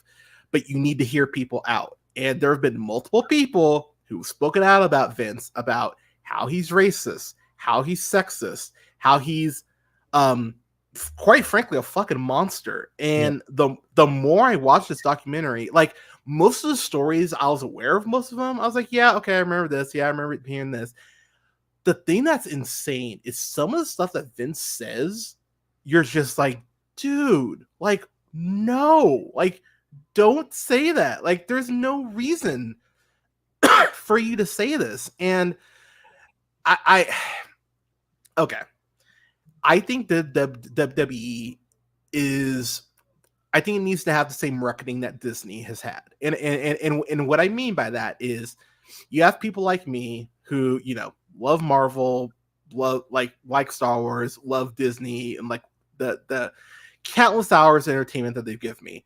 But I can also acknowledge that Song of the South exists. I can also acknowledge that Walt Disney, not crazy about women or Jews, or if Walt Disney was reincarnated right now and saw Black Panther merchandise, he would yell the N-word and kill himself. like Walt Disney would be pissed. Like you think Walt Disney would greenlight a Miss Marvel show? Fuck no. Like there's no way in hell. So you can acknowledge the good and the memories that something has given you while still being able to be critical of the morality that's tied to it. And I think that's really like Brandon's heard me say this in the chat thousands, like not thousands, but he's heard me say it a bunch, where I talk about how people like you don't deal in absolutes because there's often many layers to something. And this is in Vince McMahon. I as we get into this, I think one thing I will say is I wish they would have gotten more into Vince's childhood. To be honest, it's hard to find information on his childhood anyway because he doesn't talk about it a lot. This is actually. I was gonna say, yeah, they mentioned it in the doc where it's like the only person knows about Vince's childhood is Vince, and he barely like he does not talk about it like often at all. Like I've watched interviews with Vince throughout the years because I was doing my own like little bit of research for this as well. He does not talk about childhood at all. Like he is very like private about that shit. And I think that right there kind of tells you all you need to know, because the little bit that he does give us about I remember reading the Playboy interview where he hinted that his mom sexually assaulted him, and I was like, oh wow, okay, I didn't know that. That's new. But he wouldn't come straight out and say it. Like he hinted at it, and he danced around it, but he didn't come right out and say it. I'm like, okay, that that's important. That would be but then you hear him talk about his dad or as a stepdad and how like much of a monster he was and how he used to hit him every day. And I think the thing that really stood out to me from that in particular is where he says, yeah, he used to beat the shit out of me, but if I got to survive those beatings, like, I won. And like, it's that sort of mentality where I just went, oh, that explains a lot right there. Because I think that's all it's about for Vince. It's about survival. It doesn't really matter who he needs to step on or crush or potentially destroy. As long as he's surviving at the end of the day, that's all that fucking matters. So this is a 6-part documentary, executive produced by Bill Simmons. I can't fucking stand Bill Simmons. I think he's a fucking douche. I tell him that to his face. I can't fucking stand Bill Simmons, but I will give him credit on the sense of he does know his shit, even though his stances on things are very slanted. He does know his shit. And then he also helped produce a really great Andre the Giant documentary that HBO did years ago that I really enjoyed. So I will give him credit on that. So he does know pro wrestling. He does know his stuff. So kind of jumping in here. So they filmed over 100 hours of interviews, which is so insane. I can't remember who says it, but they start off by saying like he is the P.T. Barnum of wrestling, and I was like, that's exactly what he is, and very much like The Greatest Showman. If you actually know the real story of P.T. Barnum, you realize that he was not a good person, and so many wrestling terms straight up come from the circus, so that actually makes a ton of sense. So, I kind of talked about my thing, but Brandon, talk to me, man. What is your relationship with pro wrestling? Not as involved as you. I would say you're like on another level, but like even as like a kid, like when I was growing up, like I was super into wrestling, super into Raw, SmackDown, played the video games, watched the show every Monday, Friday night. So I would say I was more of a fan when I was younger, but even now, like I still have such a respect for it, and like I'll like see a clip or like you'll send me something or I see something in my timeline and be like, oh, that was fucking sick, or like, yeah, this is still like so cool. Like I still follow a bunch of wrestlers even if I don't watch it as faithfully as I did when I was younger. But no, like you, I have a core memory. Like me and my cousin, my mom and my aunt taking us to WrestleMania 25 in Houston. Oh shit, you were the you lucky bastard. That was a great show. Yeah. Seeing like HBK versus Undertaker, and it wasn't even the main event, and it was like being like the best thing, one of the best matches that companies ever put on. Yeah, it was insane seeing that live. So like even if I'm not like much of a fan now, like I'm still like I still have to say I am a fan of pro wrestling and like what they do and like putting their bodies on the line, like all this, even like the storylines, like that appeals to me as like a writer. Like I love that kind of stuff. Yeah. So yeah, like going into this, I knew I knew kind of what to expect. I knew it was going to like chronicle like, WWE just as much as like Vince and like kind of like the eras and like over time. But like there was so much I didn't know like going into this that just like had me floored and just making that noise a lot. Yeah. Like you, I didn't know like Netflix was gonna like go as hard as they did on him, especially like they have their partners now. But I think like a big thing was seeing that this like took place, the interviews, the majority of them took place before the big allegations came out. Like they filmed this in 2021, I believe. Correct, yeah. And so like you can only imagine like how much this would have been different if they shot like after or like but like it's one of those things. Like still I think it's like a very well edited, well documented like documentary, like great interviews, but like part of me still wonders like more, because there's obviously so much more. Absolutely. Like Vince leaves like towards the end, like we don't see his reaction to the allegations at all. So you kind of do in a sense. So okay, so for those of you who have where essay might trigger you, please just know we're going to talk about it. Like there's no way for us to not talk about it, so just be aware. We'll try to be as sensitive about it, obviously, as we possibly can. Okay, so let me get into some stuff here. I used to love him as a I used to love him as a kid. I used to love Hulk Hogan as a kid, and that might be, as far as a celebrity, that's one of the biggest 180s I've had to make. Like the older I get, because I remember his show Hogan Knows Best, back when VH1 was getting to like the reality TV show business, and they had like Flavor of Love and Rock of Love and Charm School and all that shit. And Hogan Knows Best, that got like, I think 4 seasons. I think they had 4 seasons of that shit. And then they got Brooke Knows Best, which was like the spin-off of it. And that show basically was them constantly forgiving Nick his son's behavior. By the way, Nick Hogan was the one who ended up putting his friend in a coma because he was drunk driving and he happened to be in the front seat. Vehicular manslaughter. And that's where there's actual audio you can listen to where Nick is basically calling his dad, seeing if he can grease some wheels to get him out of prison because he shouldn't have to be in there like those people. That's fun audio you can look up. Hulk Hogan saying the N-word and that sex tape, that's kind of like walking in on your mom kissing Santa Claus. Like, I was just like, it's like what the fuck? Because look, Hogan was like basically a superhero when I was a kid. Like, and they modeled him very much like that. Mm-hmm. He had the Rock and Roll Wrestling, which was a Saturday morning cartoon. He was on cereal boxes. I had a Hulk Hogan action figure around it. Like he was pro wrestling at the time. And Vince's ascent and WWE's ascent doesn't happen without Hulk Hogan. But I think what I found so disturbing as I watched this documentary, Brad, welcome back. I think what I found so disturbing about this documentary as we watched this is how much you can connect the way some of these performers talk about Vince to Trump supporters.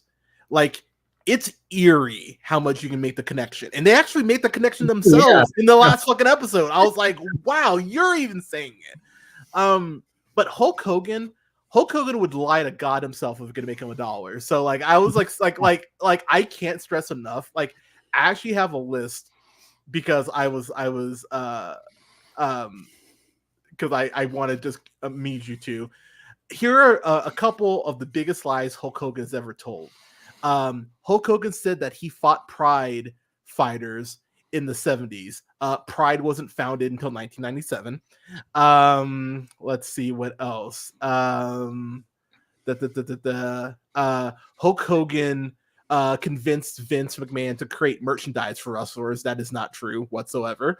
Hulk Hogan got front row tickets for a WWE show for a Make-A-Wish kid.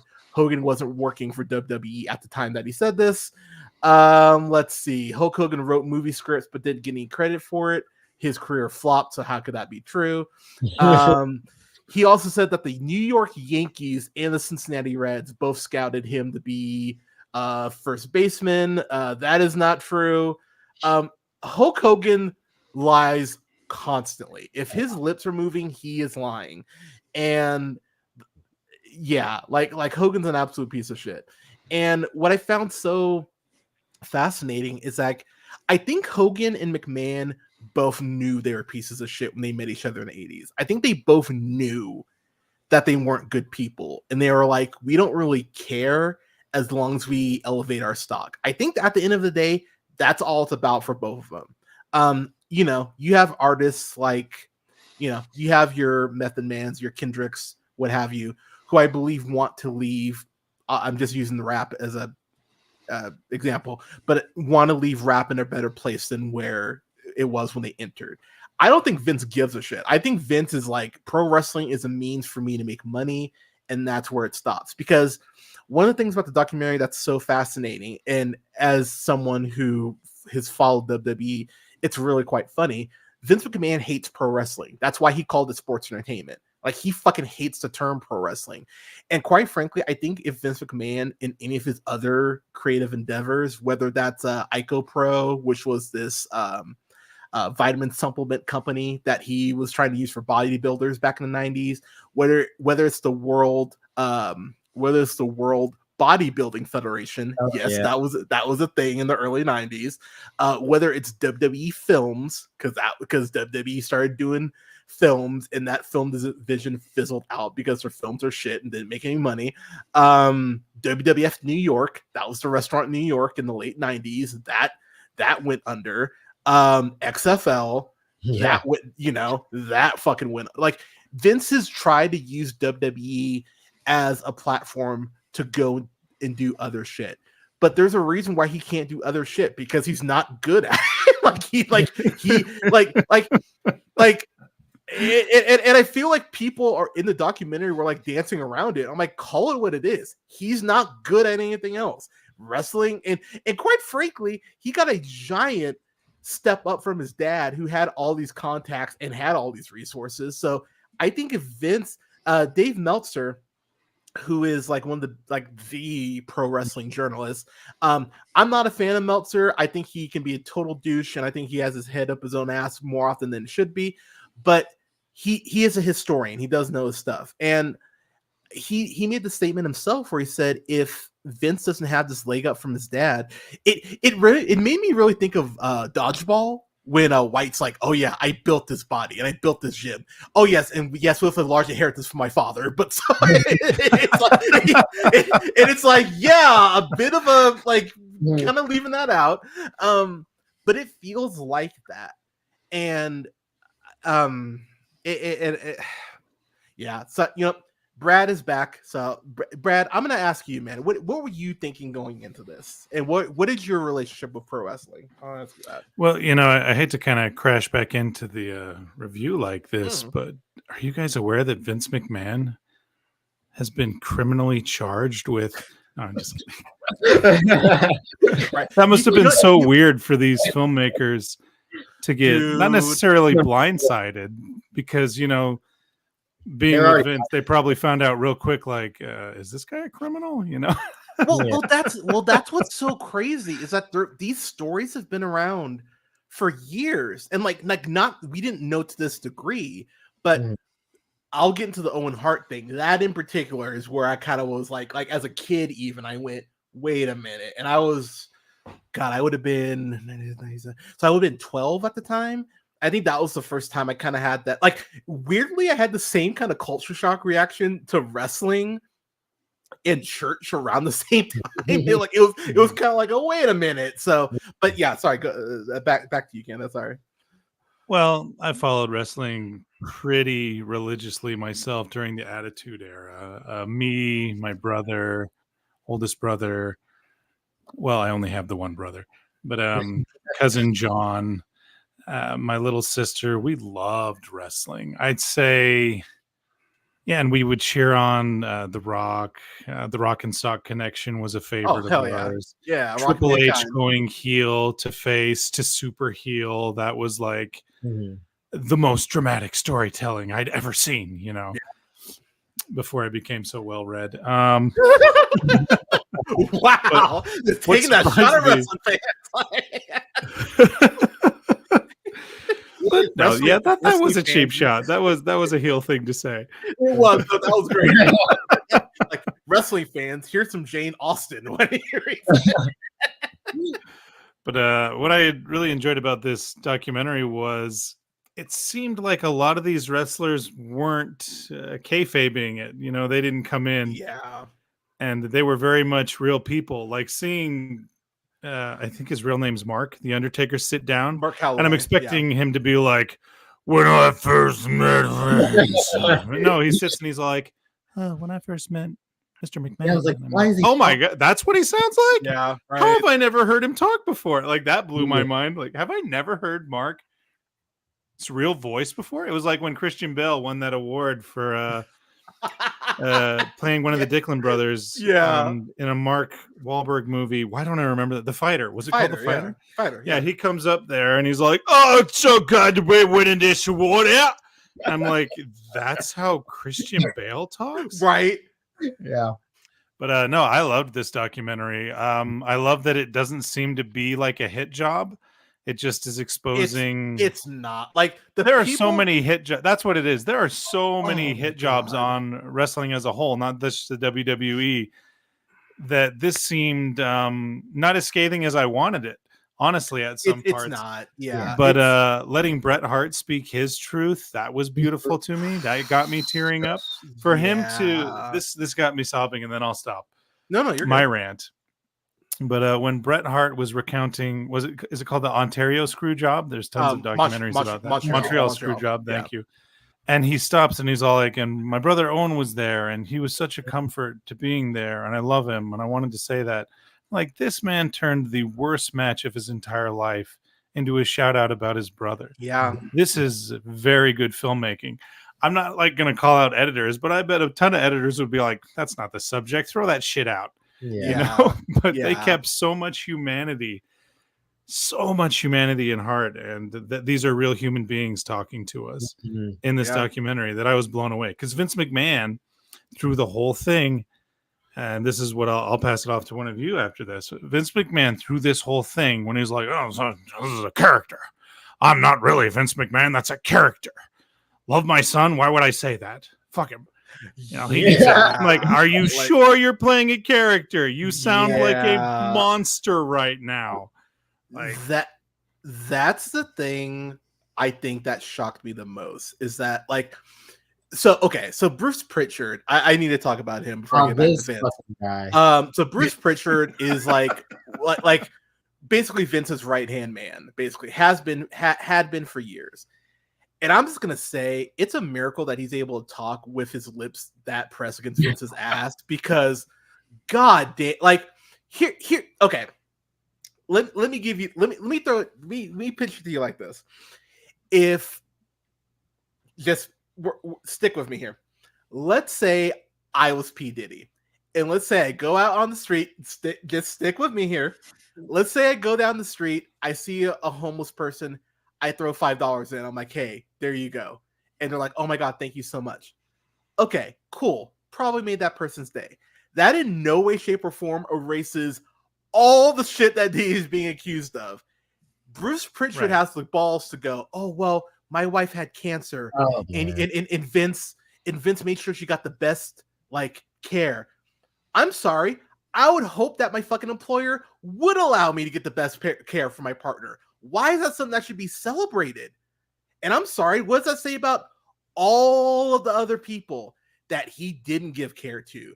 All the other people that he left in catering, didn't give them any storylines, just gave them a check, but they're not able to grow their brand, grow their resume as a professional wrestler because Vince refuses to use them. What about the people? There's a point where they're talking about CTE. And I'm gonna like y'all, I straight up laughed so the Chris Benoit shit. I was 18 when that happened. I still remember the day that Benoit died. And I remember going on my phone and seeing it on socials, like, oh my God, Chris Benoit died. And then I remember as I read it on the story, it was like, oh, there's no sign of break-in, there's no sign of like foul play. And I texted my friend, I was like, dude, I think he went nuts and killed his family. And my friend was like, no, dude, like, why would he do that? I was like, well, like, dude, I like, he was on steroids. It was common knowledge he was on steroids. I was like, dude, I think he just went nuts. And that's exactly what happened. And so the story broke on a Monday. They do this tribute show to him on Raw that night, which I remember just going like, y'all, what are you doing? And then they had to come out the next night on ECW on Sci-Fi and go, oh yeah, last night, our bad. Don't pretend that tribute show didn't happen. Chris Benoit's a monster. Anyway, here's ECW. And it's just like, dude, like, okay, we're going to jump around a little bit here. So I want to go back to the Owen Hart thing. That is something I do not think this documentary covered nearly enough of, because that's a huge moment in wrestling, for better or for worse. The documentary talks about how Owen Hart was playing the Blue Blazer at the time. He was supposed to come down from the ceiling. The harness breaks. He falls to his death during Over the Edge. Literally dies in the ring. The fact that show still went on is still something I don't think the company gets nearly enough shit for. The fact that the fact that's a literal crime scene, and they just went, all right, next match. Mm-hmm. Fuck you for that. And I'll tell Vince that moment. I forget who's doing it, but he's doing a promo, and he like says Jeff, like my Jeff heart goes out. Yeah, he's Jeff like my heart goes out to Owen Hart, and then he's like, but then he just starts talking about like these about Deborah's tits, about Deborah McMichael's tits. Yeah, and like she's like almost like breaking down like in the background. Yeah, they both look like they're very upset. It's As just they have a right to be. And they insane. didn't know that he had died either. Yeah. By the way, that was and it still is, that was one of Owen Hart's best friends, and they were tag team partners at the time. So the fact that they had him cut that promo, pretty fucking vile, quite frankly. Yeah, number one. Disgusting. And number two, this goes into probably my biggest linchpin, or one of my biggest ones. Martha Hart, Dr. Martha Hart, pardon me, because she does have her doctorate. Shout out to her. She sued WWE for wrongful death, which she was in every way, shape, or form within her rights to do. She ended up winning a bunch of money, which again she deserved. And then she went ahead and founded the Owen Hart Foundation, which is still being ran to this day. What they didn't mention is that Vince McMahon and WWE countersued Martha Hart. They did not mention that, no. They did not mention that. And straight up, that is something I'd ask Bill Simmons and be like, you clearly left this out on purpose to not make him look shitty. Because that is so fucked up like a motherfucker that they would countersue this woman. Two, another thing they did not mention is how they've asked Martha Hart for literal decades. Hey, it'd be really cool if you'd come back to WWE. You know, Brett came back. You know, Natalia, Owen's niece, wrestles in WWE. Like, it'd be really cool if you'd come back. And she's gone like, no, I don't want you guys making money off my husband's name. Which again, she is well within her rights to do. She's been working with AEW and Tony Khan for the last couple years to do put on the Owen Hart Cup, which is a tournament that celebrates Owen Hart. They do a men's and a women's bracket. Winner gets title shots if they win the tournament. It's been a really cool thing. But the amount of fans, and this is where WWE fans piss me off to no end. The amount of fans who have gone like, how dare she go to another wrestling promotion?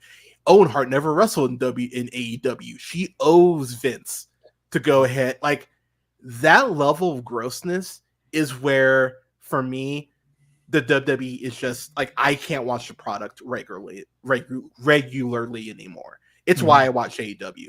And that was honestly one of the biggest things for me, because this happened a couple years ago where she announced that she was going to be working with AEW. And yeah, the entitlement of WWE fans, it's very Disney-esque. It's like, oh, it's Disney and nothing else. It's like, no, you don't want anyone to have a fucking monopoly, because no one fucking should. You should always have options. You should always have alternatives. But the grossness of that is something that WWE has not answered for nearly enough. And if I ever meet Vince McMahon, which I hope I do before he dies, that fucker, I'd tell him straight up that he's a fucking monster for how he's treated the Hart family.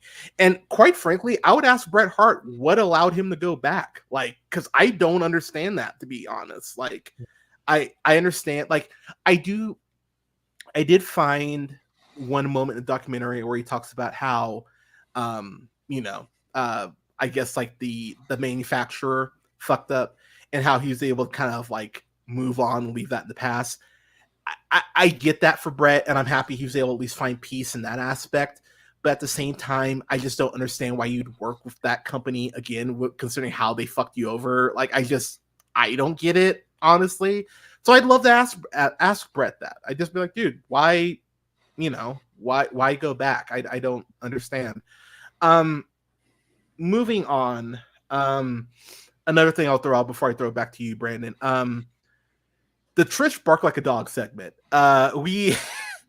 We have to talk about this. So look, as a straight white man, as a straight man, look, boobs are great. Love boobs. Couldn't love them anymore. and I would have been 14 at the time, something like that. I'm happy, Brandon. I got that right. Brandon's like, wait, what? I'm I was the target age for the Attitude Era. They have girls are barely wearing anything and all that shit, and DX suck it and all that. I get it, but the thing that's very dumb is like if you're gonna do something that fucked up, there needs to be like a retort or a consequence of equal yeah. Trish just slaps Vince at WrestleMania 17. That's it. One slap. That's it. That is all she got. Vince makes this woman get on her hands and knees like a dog for like 5 minutes and strip. I'm sorry, one slap does not equate to all that shit. And what's really funny is Linda McMahon, who ended up becoming a member of Trump's cabinet for the small business division, she lost in a Senate race to a Democrat because he straight up goes, what sort of woman should have a government position who claims to care about women when her husband treats women like this? And he literally played that clip and he ran that play over and over again. And Linda had nothing to fucking say. And he won because of that. And it's like, yeah, how do you say that you're... And again, keep in mind, this is a company who's worked with the Be a Star campaign about not being a bully. And I'm sorry, your CEO's like the biggest bully in the history of the wrestling business. That's why they don't work with them anymore. They're like, wait a minute, like we can't. So the hypocrisy around this company is rampant, and it feels like there's no checks and balances because Vince has kept yes men. It's very much pop star. It's very Connor for real-ish. Like you can't be checked if everyone around you is always telling you, yes, you're right and you're a genius. Brandon, I'll throw it back to you real quick, man. I threw out the Owen Hart stuff. Was there anything, what jumped out to you as far as scandals in terms of the documentary? I mean, the Owen Hart thing for sure. I mean, like most things in this documentary, I like had news some stuff, like maybe surface level, but like not like to the degree that that they go into, especially like with Owen Hart, even like the stuff with Sable. That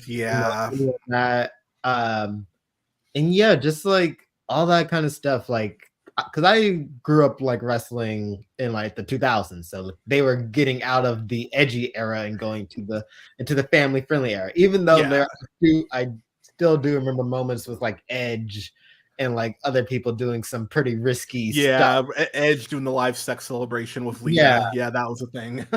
Or even and this is like during this era, I don't even know would it even be family friendly, but Randy Orton and the Stephanie McMahon kind of storyline, and like Triple H doing a home invasion on him. Stuff like that.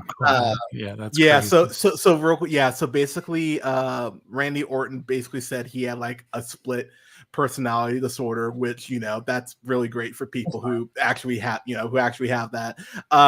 He RKO'd Stephanie, kisses her unconscious, by the way, which is that's really great. While Triple H is handcuffed to the ring rope so he can't get to him, and then Triple H breaks into his house and throws him through a window, and then he gets arrested. It was a whole thing.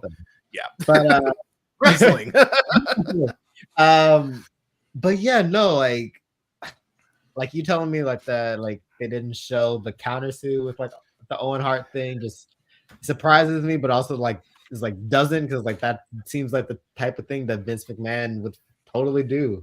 Like absolutely, they go into it a lot, like over this over the course of the documentary, over the 6 episodes, where like if you would wrong Vince in like the real world, he would punish you in the wrestling world, in the professional world, and like it would always usually be like women though be getting like this punishment. And like the thing with Sable, like she left WWE, like sued Vince like for like 110 mil, a lot of money, one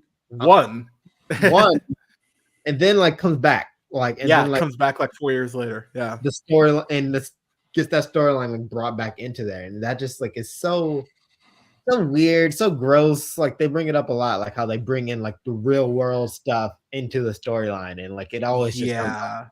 And the so storyline is her. The storyline is her having an affair with Vince. Like that's the yeah. first storyline that they bring her in for. She like Stephanie said it on TV that she sued them for sexual harassment. Like she literally says that, and Vince just goes like, "Oh, I don't know, pal." It's like, dude, like, like don't bring like, what are you doing?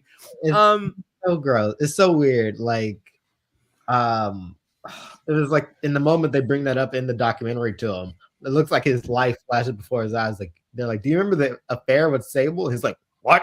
Yeah, Me? yeah, it's bullshit. He's like, I don't know what you're talking about, pal. It's like, oh, you like, motherfucker, you know. And they're like, they have to clarify, like, no, storyline. He's like, oh, yeah.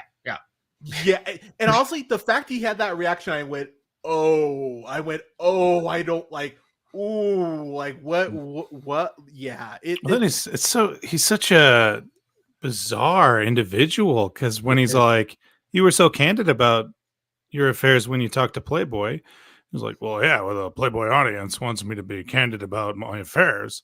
Not that I've had any, but I have. When I talk to Playboy, yes, yes, but here. This isn't Playboy. And I'm like, where is your head? What is happening right now? Yeah, it's very weird to put it mildly. I know I shared the clip with both of you. Ironically, I think the only McMahon I'd ever talked to would be Shane. Yeah. Shane seems to be the only one who's like somewhat normal. His dark in the documentary hurt. We'll talk to that about that in a sec. Yeah. So straight up, Stephanie McMahon, cunt. Fuck you, bitch. I've never I never liked you. I like you even less now. What a bitch you are. Because and you can look this up on YouTube, people. The clip is still up there.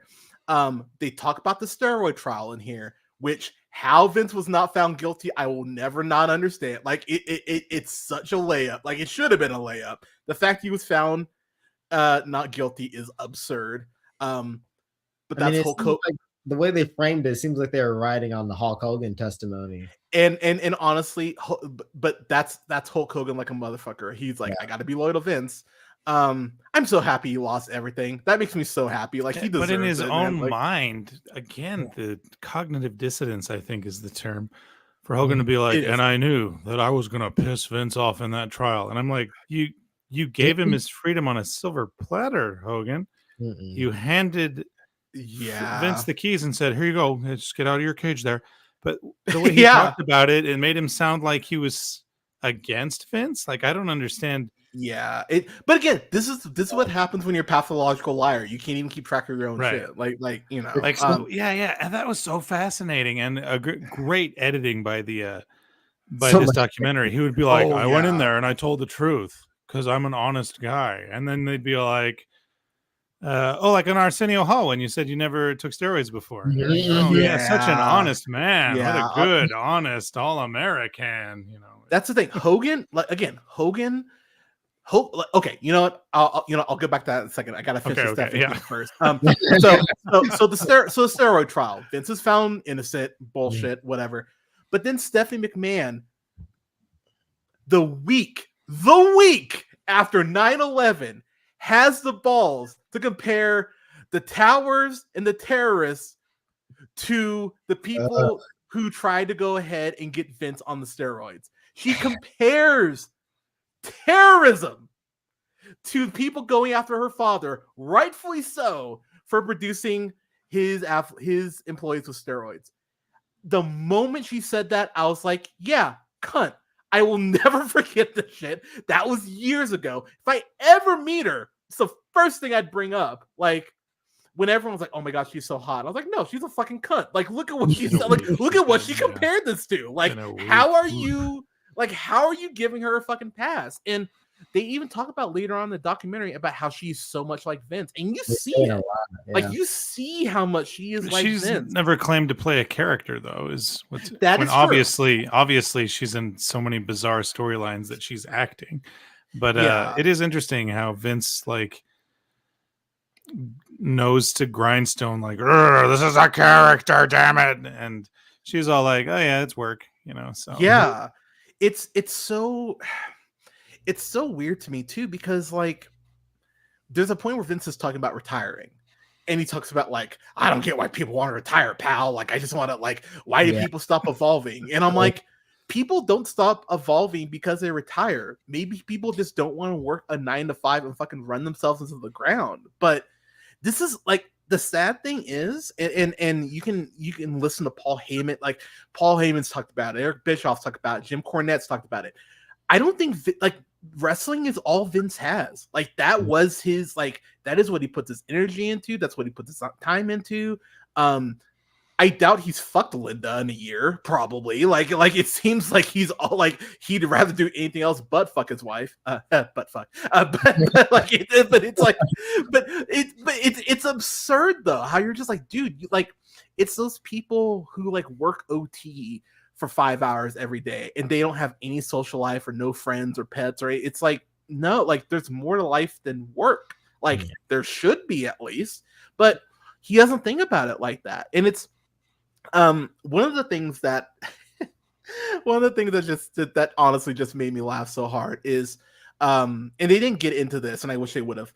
When Vince bought the company from his dad, it was on like they kind of hinted at it, but he flat out said, I will not raid the territories. I will raise this business like the way that you have. I will not go and steal talent.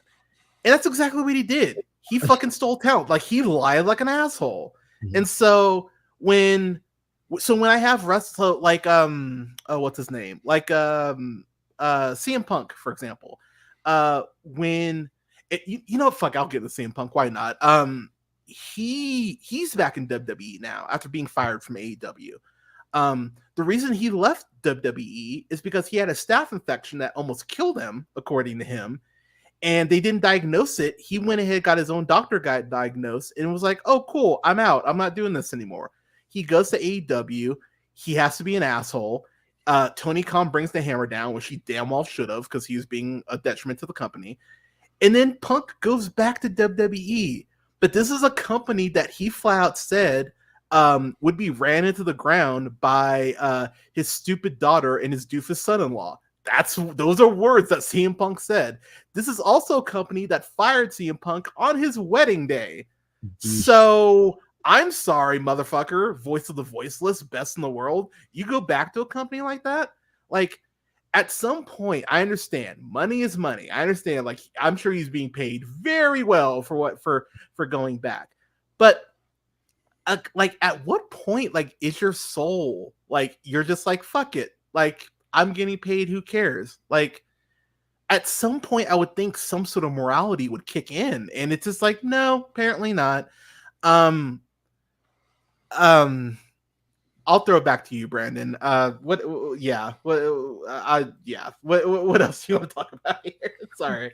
I mean, no, just like what she said earlier about like Vince, like being just money, business. Heyman was dropping a lot of great quotes, like in the doc, like he said, Vince, like the only monogamous relationship Vince has is like with the business. And he is 1,000% correct when he said, like, it is such a sad statement, but he's so on the money on that. Mm-hmm. And yeah, I don't know. I think like it was interesting to see, like you talked about how like clearly Hulk Hogan and like what's the dude's name? The kiss ass. Bruce Pritchard. Yeah, Bruce Pritchard. Yeah, like people like that. Like you can see them clearly in the doc, like taking it for Vince or being on Vince's side. But like people like Bret Hart or like Bischoff and Heyman and like certain like them, but they have like they bring a certain kind of more transparency to it, even if it is you know, even if they are looking back on like moments more fondly, like Atlas, even like he was super transparent. Tony Atlas, yeah. So no, it was just very interesting to watch this doc and clearly see like a line divided between like, all right, I'm going into this documentary and I'm not telling the lick of truth, or like I'm going into this doc and I'm like just being honest as hell. Like it was very weird to see like just like how they went like to certain things, and like particularly I forget which episode it was on where it was like Prickard was talking about how like one of the managers or one of the people working there, like he never assaulted anyone, never had any allegations. And it cuts to Atlas, and he's like, "Oh yeah, he was touching my shit." Pat Patterson. Yeah, I believe that's episode 3. So okay, let me piggyback off that. So the Ring Boy scandal, there's a whole Rolling Stone article about that. I encourage y'all to read that if you're not familiar, because that's a whole thing in itself. But basically, yeah, Pat Patterson. Here's the thing: Pat Patterson came up with the concept for the Royal Rumble. Basically, the moment that happened, he was going to have a job for life, like because the Royal Rumble is one of WWE's. It's still one of the most important events, and he came up with it. He came up with the format. Once that happened, he was like he was a lifer. But they hired him back. I don't think even a year later. Like they kind of, like, they pulled the GTA. They let the star rating go down. They were just like, let's lay in the cut, and then let's just hire Pat back. And that's exactly what they did. He was on TV as one of Mr. McMahon's henchmen. Irony, back in '99. And so, but that's what Vince does. I mean, here's the other thing. Brock Lesnar, who, let's keep in mind what he said after a UFC fight. I'm going to go home and fuck my wife. That is literally what Brock Lesnar said after a UFC fight. He apparently had his own shit that he did, which is not surprising. Triple H was asked about that a couple months, like maybe 6 months ago, and he even basically went like, "Oh yeah, Brock's a great athlete. He's been a great performer for us." It's like, motherfucker, that's not what we're asking you about. God damn it, like, stop that. I didn't mention the documentary hinted at this, but they showed footage of it. But if y'all know who Mickey James is, yeah. Oh my God, Mickey James. Whoo! How old is Mickey? I think she's almost 50. She probably looks better now than she did even back then, which is absurd. She's 45. My God, she's a goddess. But they did this whole Mickey James storyline where they were basically like, "Oh, hey, you're fat. Like, look at how fat you are. I don't think you deserve to be a champion considering you're not in shape." That was back in like 2012.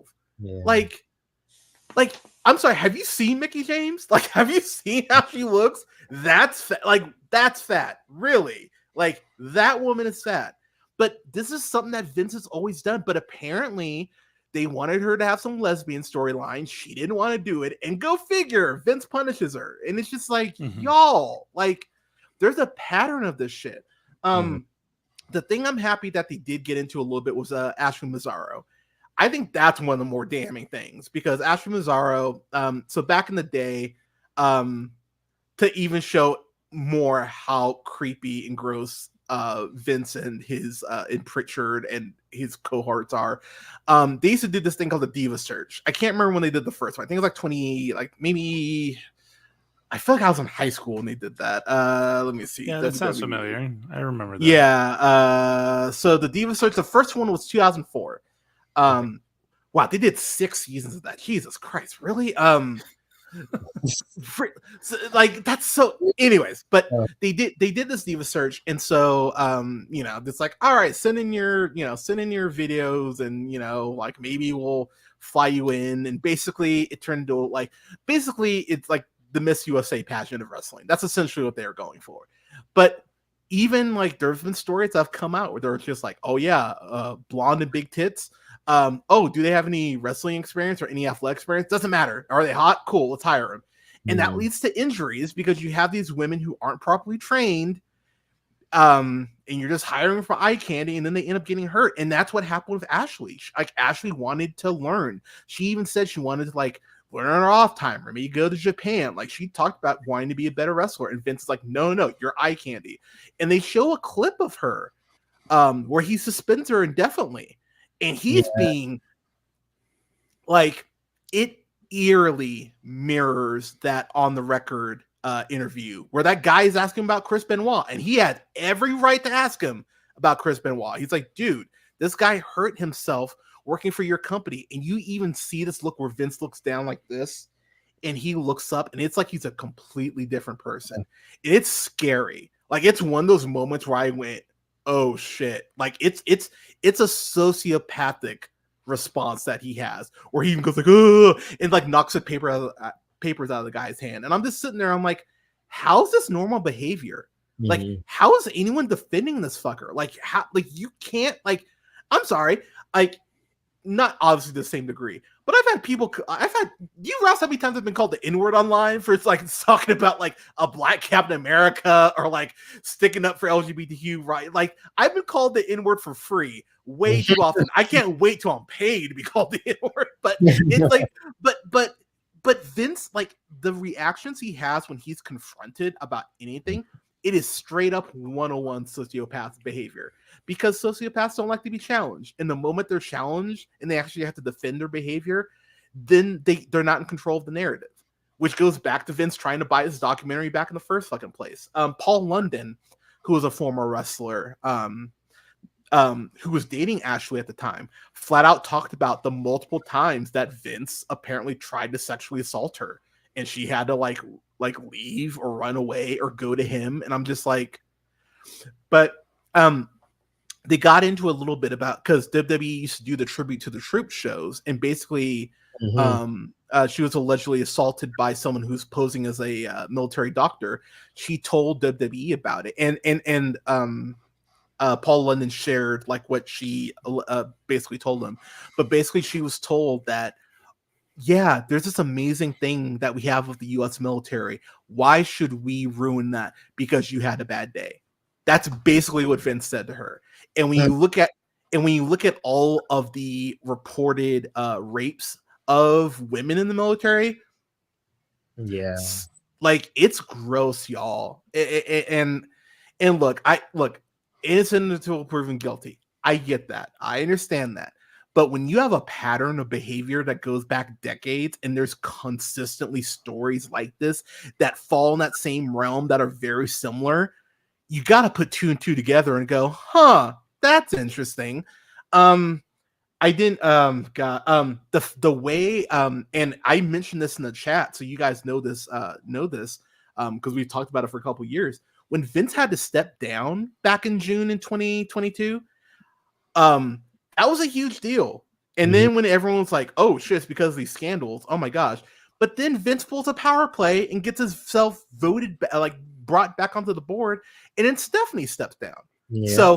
So I'm sorry, Miss, like, WWE is a family business. We're all here for you. You step down. Clearly, you're uncomfortable working with your father. So that leads to a follow-up question of why? Yep. Why are you uncomfortable working with your father? And as of the time of this recording, she's not back in WWE. She's made appearances, but she's not back in any official capacity. And considering her husband is running the shit, I find that very interesting. So what's up, Steph? Like, I'd love to know. Like, I don't think we'll ever know the full story, because I think that I was about to ask you, because the documentary, as well as like, what happened? Why did she step down? And nobody had any answers. So I was like, oh, I hope Hunter, since these interviews, has some sort of inside information on why she did that. We still don't know. Dude, you're talking to someone who read all like 80 pages of the Janelle Grant lawsuit, dude. Like, and I'm not even getting to what Vince, like what she said Vince did, but like, you see like the things they highlighted were like, like forceful use of sex toys named after his own wrestlers, which is so, like, the psychology behind that is just what, like, like that alone, I was like, that's creepy. Yeah, and props to the documentary for saying, like, it played the clips like an alleged wrestler that was still working, a very popular wrestler that is working, is also tied to this. A very popular star, very popular wrestler. We can't say who it is. Then the documentary just comes out and just like, it's Brock Lesnar. I'm like, straight up. Good on you. Good on you guys. Well, it's one of those things though, man, where like, I remember, so it made me think back to multiple times where Vince had said something in character that just made me go like, ick. They don't interview Jim Ross here, which he was the play-by-play commentator for WWE. Play-by-play for now? He's still working. AEW. Yeah, but he was the play-by-play for decades. Like Yeah. literally was the voice of WWE. Good old JR. Love Jim Ross. Have like the best to ever do it from a wrestling perspective, in my opinion. The documentary didn't even go into the fact that Vince McMahon did a skit where he pretended that he was JR and marked his cerebral palsy. Didn't go into that. Didn't go into the fact that he fired him multiple times, including in his home state of Oklahoma. Didn't go into that. Didn't go into the fact that that Vince literally did a skit where he played a doctor and pretended like JR's head was up his ass because he asked for a raise. Yeah, no, Vince McMahon, didn't even go into the fact that fucking WrestleMania, the name for it, came from Howard Finkel, their longtime ring announcer. He came up with the name. Vince never gave him credit for it. So, like, there's so many of these stories. Like, you start to stack them up, and you just go like, all right, like, there is a pattern here of grossness all around, and him building an infrastructure in which he can't be held accountable. And, you know, I have WWE fans that I've argued with a lot of them on Twitter, trust me when I tell you that, who go like, well, Vince is gone, people just need to move on. No, not how life works, because that's not how the House of Usher ends. Yeah, the foundation for the foundation for the product that you are watching now was built by Vince McMahon. The foundation will always be rotten, point blank, until his family is no longer involved. And I don't see a day where that's not going to be a thing. No one in the documentary did either. No. Yeah, I mean, maybe. And let's be clear too. Like on the TKO side now, which is named the company now that they've merged, Dana White did slap his wife less than 2 years ago, and he's still allowed to have a job. I just like to point that out too, and no one seems to bring that up. You know, he's like, "Oh, I was drunk." All right, like, cool. Didn't even apologize to his wife. Apparently, like I didn't even hear an apology. By the way, he was just like, "Oh, yeah, you didn't do any of it, not that I'm aware of, at least." Not I'm sorry, dude. You couldn't like. So here's the thing: if you were to do like, look, I think you can, like, obviously, I think like you ask for forgiveness, you try to put the work in, you try to be better. As much money as Dana White has, he couldn't donate that money to like a women's shelter or fucking build one or like, you know what I mean? Like, do something to try to atone for what you did, but no, apparently not. His entire PR behind it should be illegal for people to film me. Like that's what his attitude is about it. I want to get into the CTE shit because we have not touched on that yet. We talked about Benoit a little bit, but Stone Cold Steve Austin. I wrote this down because I wanted to save this quote. I only got one concussion in my life. I feel like if you're getting more than one, you're wrestling wrong. I'm not into CTE. I don't believe it. Dude, come on. That's like, isn't that such like a 2024 statement? Oh, here's this thing that exists. I have decided not to believe that and should be respected for it. Yeah. Like, I was like, come on, man. Like it just... It's one of those statements that's so goddamn stupid. It's just like, dude, like I had to point out to my partner because she wasn't aware. Junior Seau, who played in the NFL, he wrote that fucking note that you need to study my brain because I don't feel right. It's like there have been athletes who are voluntarily saying study my brain because they realize that they're not in a good mental state. And football has fucking pads. Like these guys are hitting each other in the head. Like the fact that there were like the fucking balls of Vince to be like, oh yeah, pal, we didn't change anything because of CTE. But then you see like, oh yeah, no more share shots to the head, no more pal drivers, no more. Like there was a list that leaked like a decade-ish ago about wrestling moves that were no longer permitted in WWE. The pal driver being one of them because you're dropping someone on their fucking head. Not everyone knows how to tuck their neck to take the move correctly. You can't really now, like, I'll admit I'm a big hardcore wrestling fan. Like I love my hardcore wrestling. I love my shit to get kind of like that's my horror honestly. like I kind of like when my shit gets a little dark. I love my thumbtacks and barbed wire, and like I'm sick in that way. But at the same time, you're not seeing those matches, A, all the fucking time, and B, you're rarely seeing chair shots to the head now, Yeah. which is a good thing, by the way. Chris Nowitzki, he's the guy who kind of got the whole CTE thing rolling. I remember when he started going after NFL, and he actually helped. That's why they have that NFL. I think it's called the NFL Veterans Fund now, because they won that giant like $2 billion lawsuit against the NFL because they had like 100 former players sue. That's why you have those new helmets and like the covers and all that. Like, yeah, Roger Goodell and Vince McMahon, I'm sure like have whiskey and just go like fuck Chris Nowitzki. Like I'm sure they I'm sure they hate that motherfucker because he's bringing to light like something like, look, I mean, I'll put myself out there. I got the first time I got a concussion was when I was 18. I was loading some China into this lady's trunk. She wasn't paying attention. Thank you, bitch. She goes ahead, pops the trunk, hits me under the chin, knocks me out for about 30 seconds. I wake up and I'm like, oh, okay, I don't feel good. Like I remember everything felt like far away.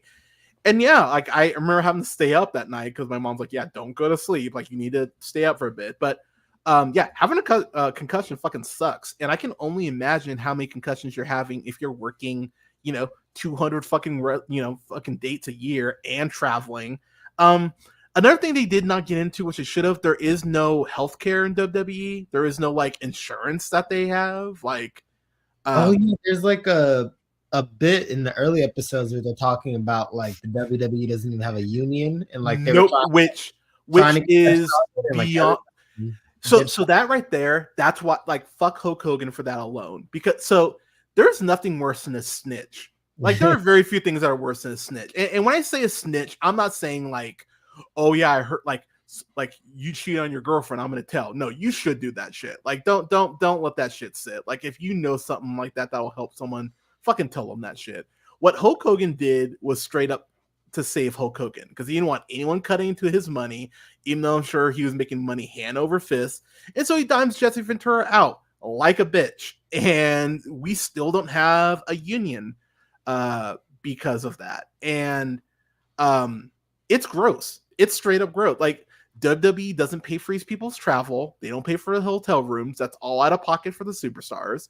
So it's like, I'm sorry. Why should I like this company? Quite frankly, it's getting harder to defend wrestling in general because I'm just like, why do I even, Apparently it's a little better in AEW. Apparently it is a little better in AEW because apparently Tony Khan pays for like college reimbursement and like he's paid for people's surgeries and stuff like that. So like Tony Khan, like at least from what I've read into, apparently is like on that front at least is much better than McMahon.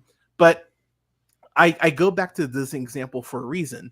Disney is, whether you like it or not, they are pretty much the standard bearers for the industry. If they do something, it's gonna trickle down and other people will have to follow suit.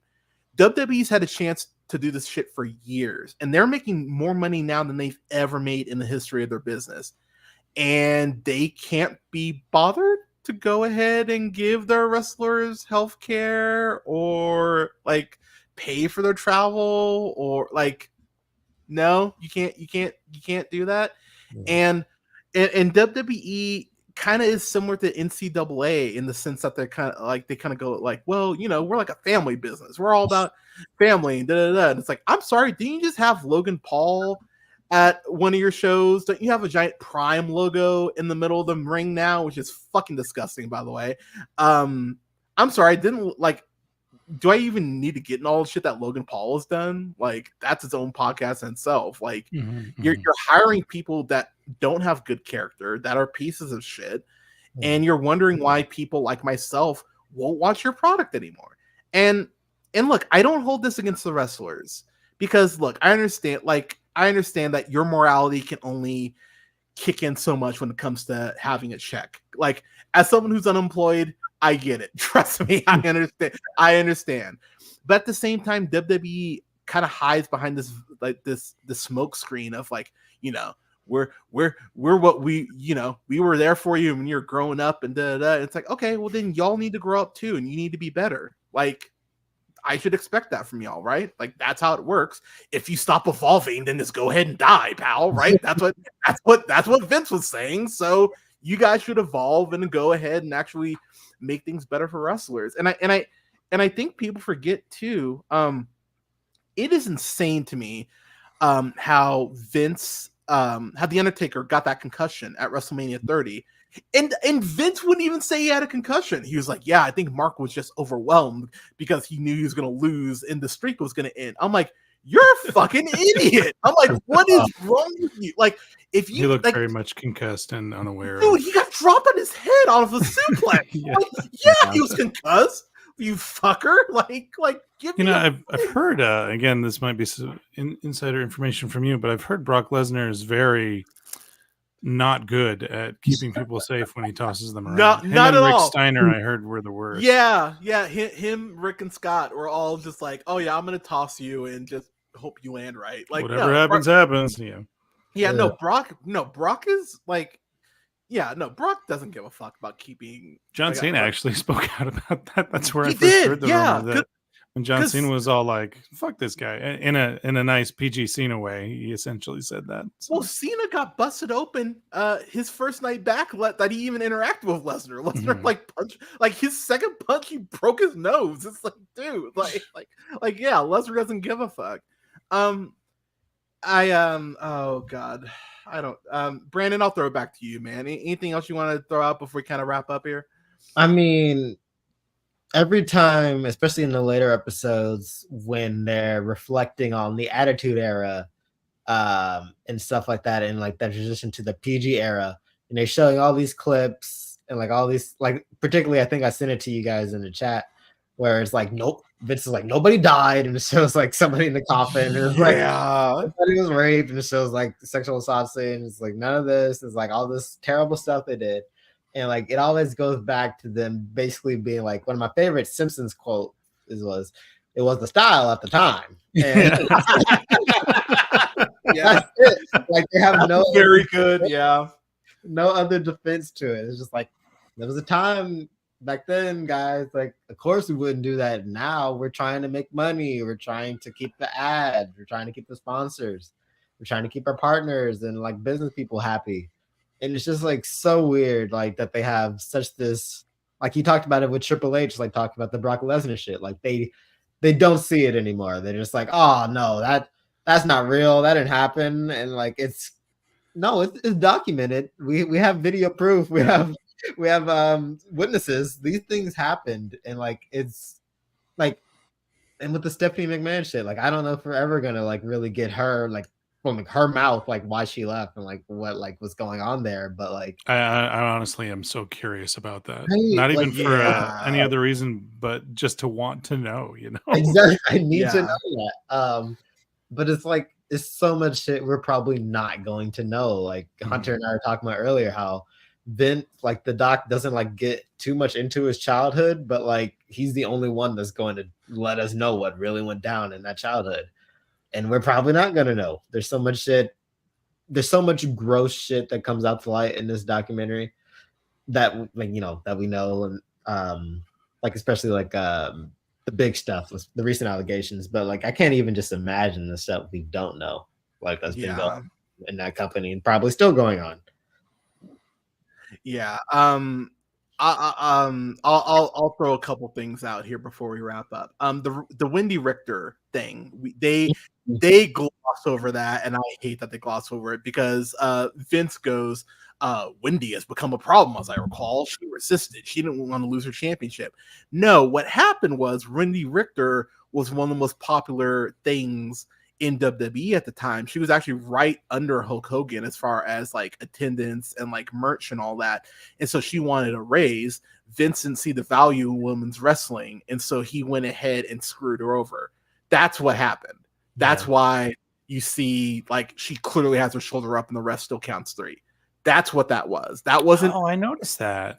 Yeah, that wasn't her being a bad employee or being insubordinate. That was her knowing her worth and Vince not wanting to pay her. Like, so interesting take. I wonder how many I just missed the kick out storylines they've had before, but no, I understand. Yeah. And what's crazy is Wendy literally went backstage, basically told Vince to fuck off and went on a plane. He didn't see her for 30 years. But like Vince did that shit. I would also like to point out too that in a very poignant point in the documentary, which is this is kind of all I need to know, when Vince is bitching, and that's exactly what he's doing. He's bitching about WCW. How dare they steal our stars and give them these guaranteed contracts? And the interviewer, rightfully so, goes, do you not see the giant parallels between what WCW did and what you did with the territories? Oh, I can see how someone would say that, but it's not the same thing at all. And I'm like, it's exactly the same thing. It's exactly what you did, asshole. Don't be mad because someone plays the game better than you. It's like, suck a dick. Like, I was flabbergasted when he said that. I was like, wow, dude, you don't see the parallels? Like, it's literally the same thing. And he goes, oh, well, it's a handshake deal. That's how we used to do it. I was like, oh, well, what they used to do is they used to have territories, and that tradition didn't matter to you. So why the fuck is this where you draw the line? Like, oh my god, that drove me nuts. Also, the whole neck brace thing during the steroid trials, where he was like, oh yeah, I need that neck brace. That wasn't for sympathy. I'm like, dude, come on. Don't so give big me and cartoonish and unnecessary as well. Yeah, like Andy Kaufman had that when he was wrestling Jerry Lawler. I was like, he was a comedian, but he knew he's playing this shit up. It's like fuck off, man. Also, him saying that no one would have gotten behind Jesse Ventura's union idea is such a crock of shit. Like, that's such a I was like, dude, come on. Like, yeah. Let me see what. Oh yeah, we can talk about this. I want to talk about Shane McMahon. Because he's the only I'll be real, he's the only person I come out of this documentary actually liking more. I was actually like, Shane seems cool. I'd have a drink with Shane. But Shane has this very vulnerable moment where he talks about how he took these giant risks of jumping off of cages and jumping off of ladders and doing all this shit, and just to get his dad's approval. And they cut back to Vince, and he's like, oh, well, my dad never hugged me. And I'm like, okay, you know what that's like? That's like the people who, those the people in the 50s who was like, oh man, I was broke, so I don't want anyone to ever have, to ever be financially stable. It's like, just because you suffered, other people have to suffer? Like, that's bullshit. Like, if anything, you should want to make your kids' lives better and love on them more, because you know what it's like to not receive that. And yet, no, not the route Vince goes. And even Stephanie has this moment where she talks about how, oh yeah, that, Vince has always been nicer than me, but I never challenged him. And I was like, that is a key moment right there. She didn't even realize it. The fact that you don't challenge Vince and you just basically ostrich the shit, just put your head down, then you're fine. But it's like, again, sociopath behavior.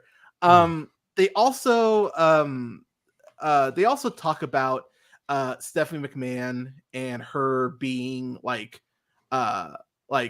founder, not the founder, but basically how she was one of the big things for the women's revolution. Here's the thing, TNA wrestling was highlighting women's matches in the US before that.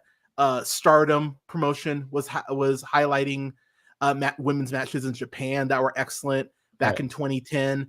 New Japan Pro Wrestling was doing that. The Indies were doing that. So this whole narrative that WWE was finally oh wow, we love women's wrestling. Yeah, we've always been about it. No, you haven't. Fuck off. No.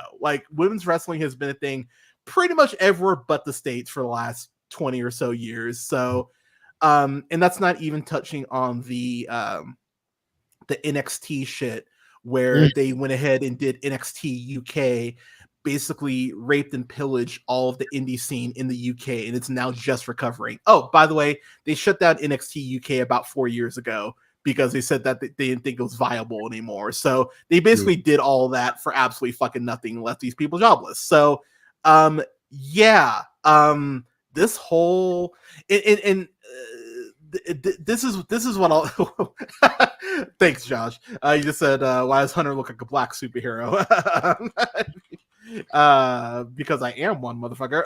But what I'll say, just in closing, this is why alternatives are important. This is why you want to have a TNA wrestling.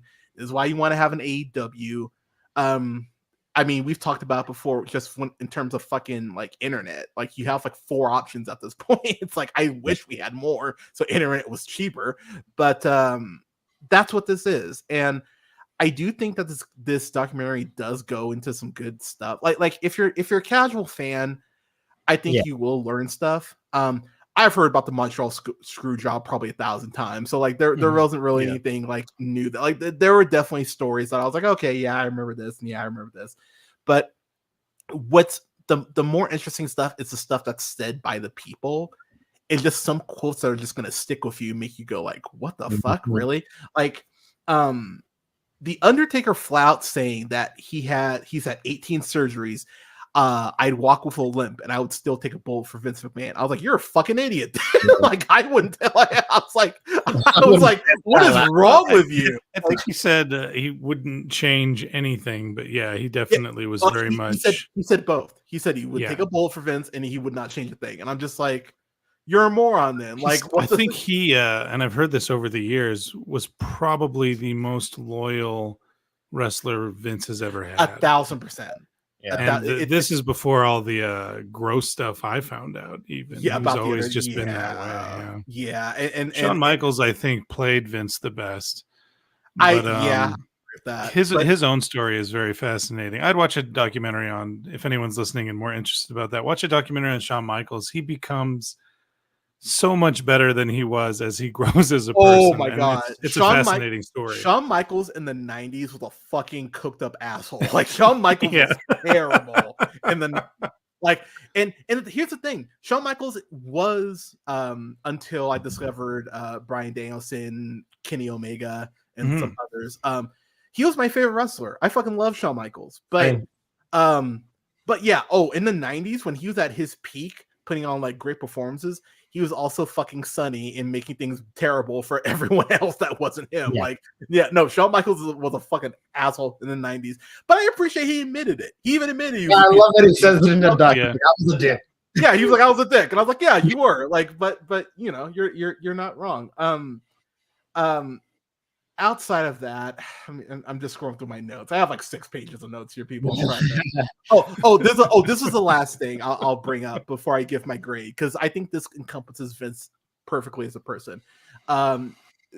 Shane told the story about how Vince and him used to wrestle, and how at one point he had Vince on the ropes, and Vince grabbed his rib meat in his hair at the same time. And Shane's like, "Oh my god, Dad, you cheated." And Vince said, "That's what I do. I cheat and I win." I have no fucking sympathy for a man who thinks like that. None.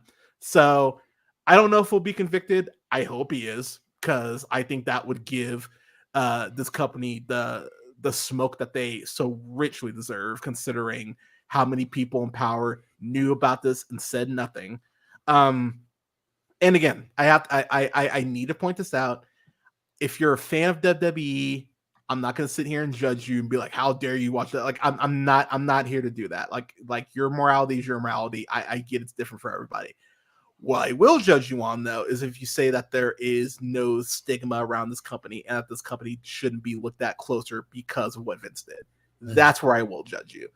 I think this documentary goes a little deeper than I thought, but it doesn't go deep enough. But also Netflix is in bed with these people now, so how deep did I really expect them to go? They still went a little deeper than I thought they would. So I gotta give them a little credit for that. This isn't The Last Dance. That's my biggest complaint, because I feel like The Last Dance is like an uncomfortable level of excess, and like Jordan just admitting that he's insane. Watching Jordan gamble with 2 guys just sitting around the back waiting to like fold up chairs was crazy footage from The Last Dance. Like, what?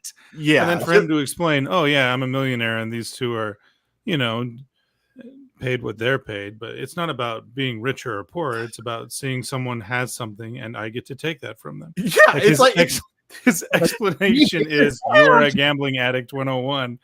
Yeah, 1,000%. Like it's straight up like little kid logic used with millions of dollars. Like it's like that kid has a bike. I want a bike now. It's just like wow. But then just a quick alternative note. Yeah, I think my head almost exploded when Michael Jordan said there is no Michael Jordan without Scottie Pippen, and that's it. That's the end of the story. I cannot hear in my wildest dreams, and I'm a LeBron apologist, but I can't hear LeBron James saying that about any other player. No, fuck no. No. Like LeBron would never say there's no LeBron without Kyrie. like he'll never hear that shit. Or there's no LeBron without Anthony Davis or Dwayne Wade. But yeah, this documentary. Sorry about that. Never even said that about Dwayne Wade, and he should be saying that about Dwayne Wade. Yeah, Dwayne Wade was an incredible player. Exactly. But with that said, y'all, I do think if you're not super familiar with WWE, there is a lot of interesting stuff here. I will tell you, there is stuff you're going to want to do your own research on, like the Owen Hart shit. I would recommend looking at the Ashton Mazzaro stuff. I would recommend looking at the some of the reactions WWE has had since Vince stepped down have been some of the most cringe fucking.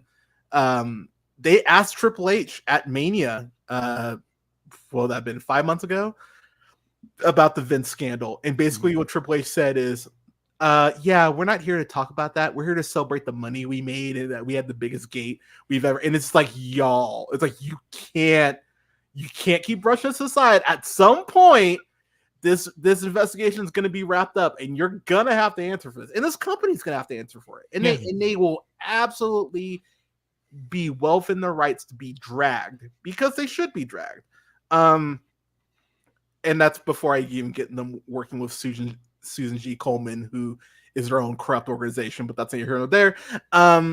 I will give this a B+, just because, and again, I'm saying that as someone who has followed a lot of these stories for years, so I wasn't really learning anything too new, but just some of the quotes that some of these people drop, like intentional or not, some of these quotes just stick with you. Like Paul Heyman saying that Vince always saw everyone as a feeder system for WWE. I'm like, that's the problem. He always just thinks like it's just a matter of time before.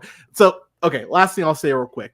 This is how much of a threat Vince McMahon saw AEW as. He tried to give Kenny Omega, the Young Bucks, and Hangman Page, he tried to get them all to sign to NXT before they launched AEW, just so that AEW wouldn't launch. So for all of you who wants to say that they don't see AEW as a threat and they're just a little t-shirt company, fuck off. Not true.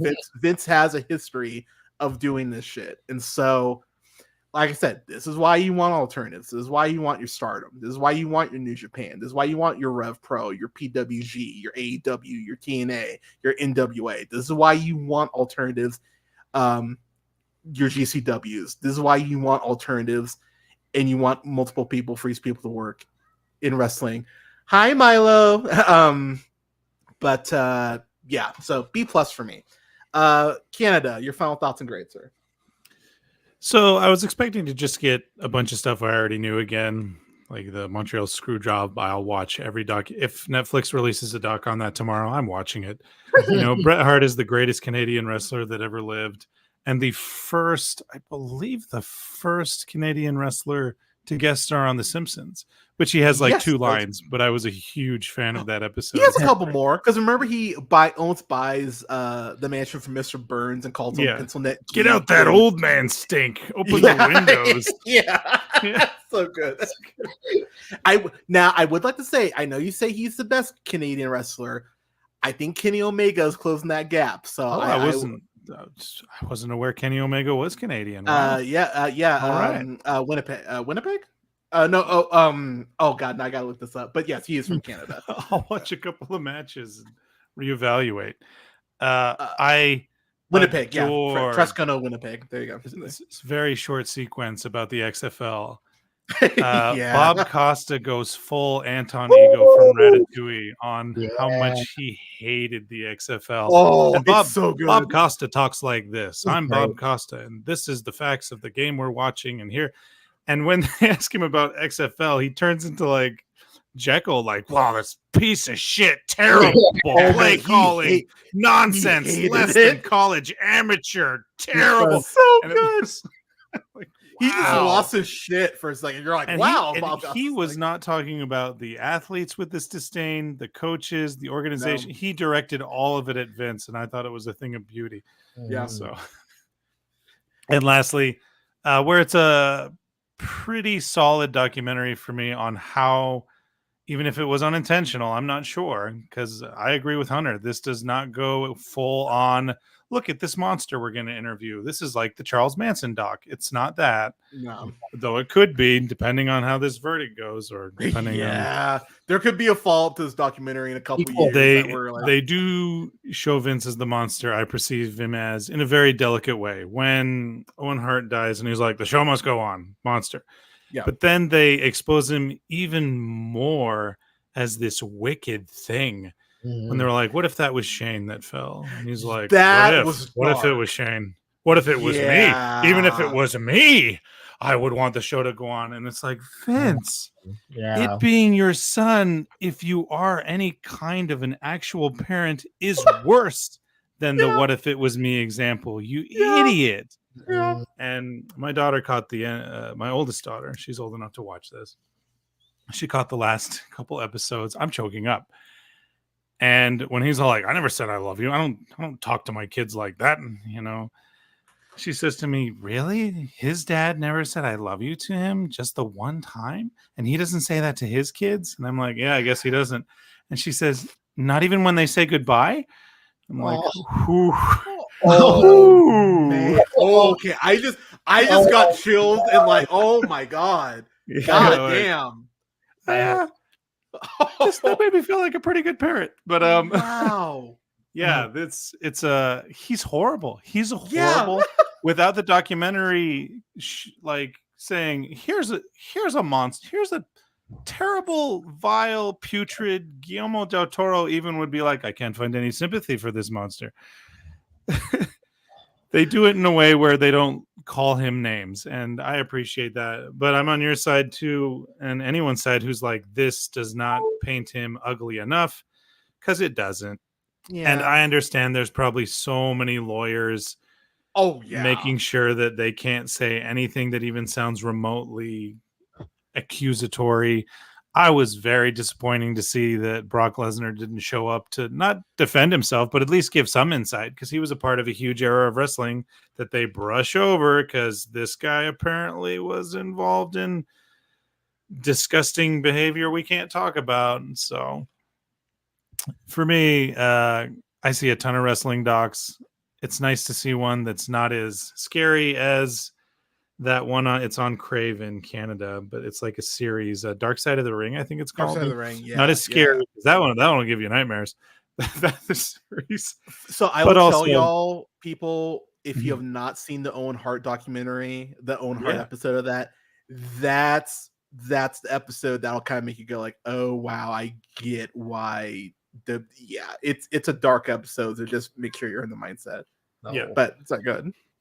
But I did enjoy it, and I'm glad I watched it, even though I haven't seen this new stable of wrestlers. No, I watched a couple of the Roman Reigns title defenses. But Vince, at the end of the day, if you want to know, could Eric Cartman grow up and be a real human being? Yes, it's Vince McMahon. Eric Cartman also believes that cheating is a clever secret that not everybody knows. We all know how to cheat, Vince. You're not clever. You have no shame. This is not like a secret that you know. You're terrible. That's the answer. Yeah. So I'm also going to give this one a B+. And whether you're interested in wrestling or not, if you want to see the really simple character of a disgusting person that isn't all like over meditative on, but why? It's actually very simple. I think Tony Atlas says it's best when he's all like, Vince just wanted his dad to love him, and sorry, man. Like, that, such a simple quote. Tony Atlas has a lot of great bangers in this, actually. He does. Like, he actually like feels like the he's such a straight shooter when he talks about it. Yeah, like, did he tell me to do drugs? No. Did he establish a company and a regiment where you will lose your job if you don't perform at a certain level? Yes. And like, simple, straightforward. That's exactly what happened. Like Prime in the middle of the ring. We're not telling kids to drink this. Oh, then... that was the part that made me laugh. When they were like, "We're not marketing to kids," I was like, "Oh, fuck you! You're not." What? Like, you market to kids all the goddamn time. Like, what are you talking about? Like, the only reason they have that "don't try this at home" is because that kid in Florida killed his friend, giving him a pile driver, and WWE got sued into oblivion for that shit. They're like, "Oh yeah, that's not happening again." So yeah, no, they don't cater to kids. Fuck off. Yeah, they do. Like that was so. I okay, real quick, Brandon, before I throw it to you. Yeah. I love. There was this quote with Triple H is like, "Well, who was worse for the Attitude Era? The people who loved it or the people who wrote it?" I'm like, the people who wrote it. It's a very simple answer. I was like, fuck it. Like, you know, it reminded me of that Michael Scott quote when he's just like, "Oh yeah, you wouldn't arrest someone who's just delivering drugs, would you?" And it's like, yes, you would. That's how the law works. Anyways, so I think I had one more thing I wanted. Oh yeah, that was the one thing I wanted to bring up before. Again, if you just want to know how gross, Vince is, and they alluded to it.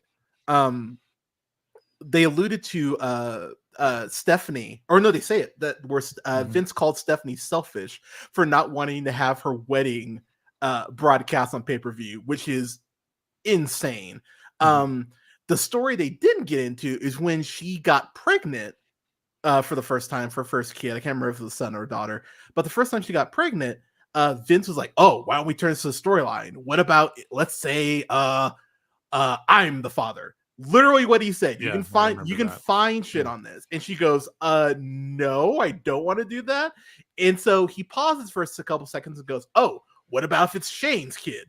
And I'm just like, what the fuck? Yeah, not better.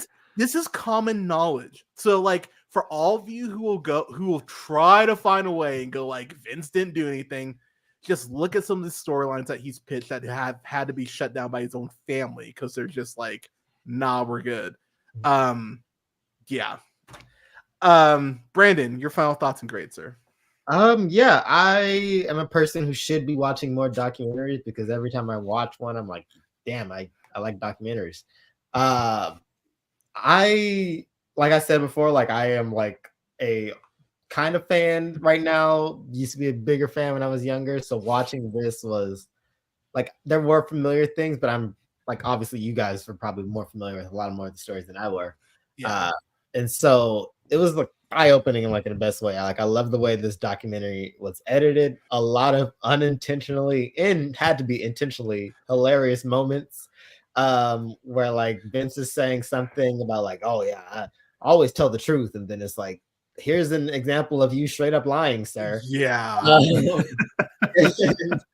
It's so like, I like gotta applaud the editors for that, because like they definitely like go in more than I thought they were going to go in as well. It made me want to watch more wrestling documentaries, so I know you guys will help me out with that. Oh, I got you on some, yeah. But yeah, no, like this is just a absolute deep dive into how gross Vince McMahon is and how dirty this business can be. And like, as I was watching like each episode, like I had to watch this like in twos. I couldn't watch this. Yeah, I split this up over like 4 days. And I always have to watch something spooky afterwards. That was never quite as terrifying as the documentary. But yeah, no, just like watching this, like it was like, I was joking about it in the chat, but he really is Logan Roy, like Succession. Like he is like that show. We laugh at Brian Cox's portrayal because like no one could be that evil, no one could be that monstrous. Yeah. Wrong. It exists, and he's been on television for far too long. I don't know. It was fascinating to just watch this, and I think like the part, like there's a lot of heartbreaking parts, like the Bret Hart recounting Owen Hart, like really hit with me. Yeah. And then like Shane McMahon like talking about like his return and like the like thunderous like applause, like and that feeling like he had. I watched that show live. I will tell you that is still one of the loudest ovations someone's gotten coming back. And it's like, I'm right there with you. Shane McMahon seems like the most normal McMahon in the whole family. And like I thought it was very interesting that Vince's wife kind of just disappears, like not even halfway through this documentary. Like, yeah, I think there's very much a reason for that. right? I didn't know he was still with Linda. I thought He they is. split up. It Right? feels very much like a Clinton marriage at this point. Like they're Mhm. just together for the sake of like each other's stock. Like Yeah, and Democrat, come on, y'all. Like you know that's true. You know Yeah. you know like come on. Like But no, I really enjoyed this as much as you can enjoy something as gross and messed up Yeah. as this. You know what I mean? Like, yeah, no, that's fair. but yeah, no, I think I'm right there with you. Like, I think this is a B+ for me. Really good doc for like someone who's now kind of like a casual fan and didn't know a lot. So like, if you're on my level, this is like right up your level to kind of get into more fucked up shit that is the wrestling federation. Also, Yeah. I love that Netflix, every time they mention the wrestling federation, the subtitles still said WWE or like, Right, yeah. Yeah. what's going on there?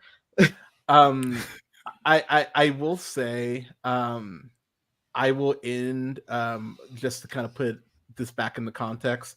In terms of Vince talking about steroids, I think this fits in perfectly with his life in general. When you do stuff like that and don't tell the truth, then it's an open door for people to come get you. Yeah, just let that simmer. Actually, I'm gonna end off this quote. This is better. I have not one brain, but two brains, but two computers in my head. One of them might be thinking something completely different, and sometimes there's a third one I can't tap into. I just want to be normal. I want to fit in. Fuck the world. That's where I'm at now. What's your brain thinking now? Something about having a lot of fun, and it's involving sex.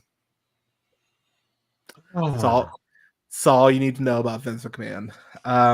What a genius. Yeah. And I'll just say too, for those fans who suffered through the last, like, it's gotten better, but there's like there's like an 8-year period where that WWE was damn near unwatchable. Like it was just shit. So yeah, I mean things are better now apparently.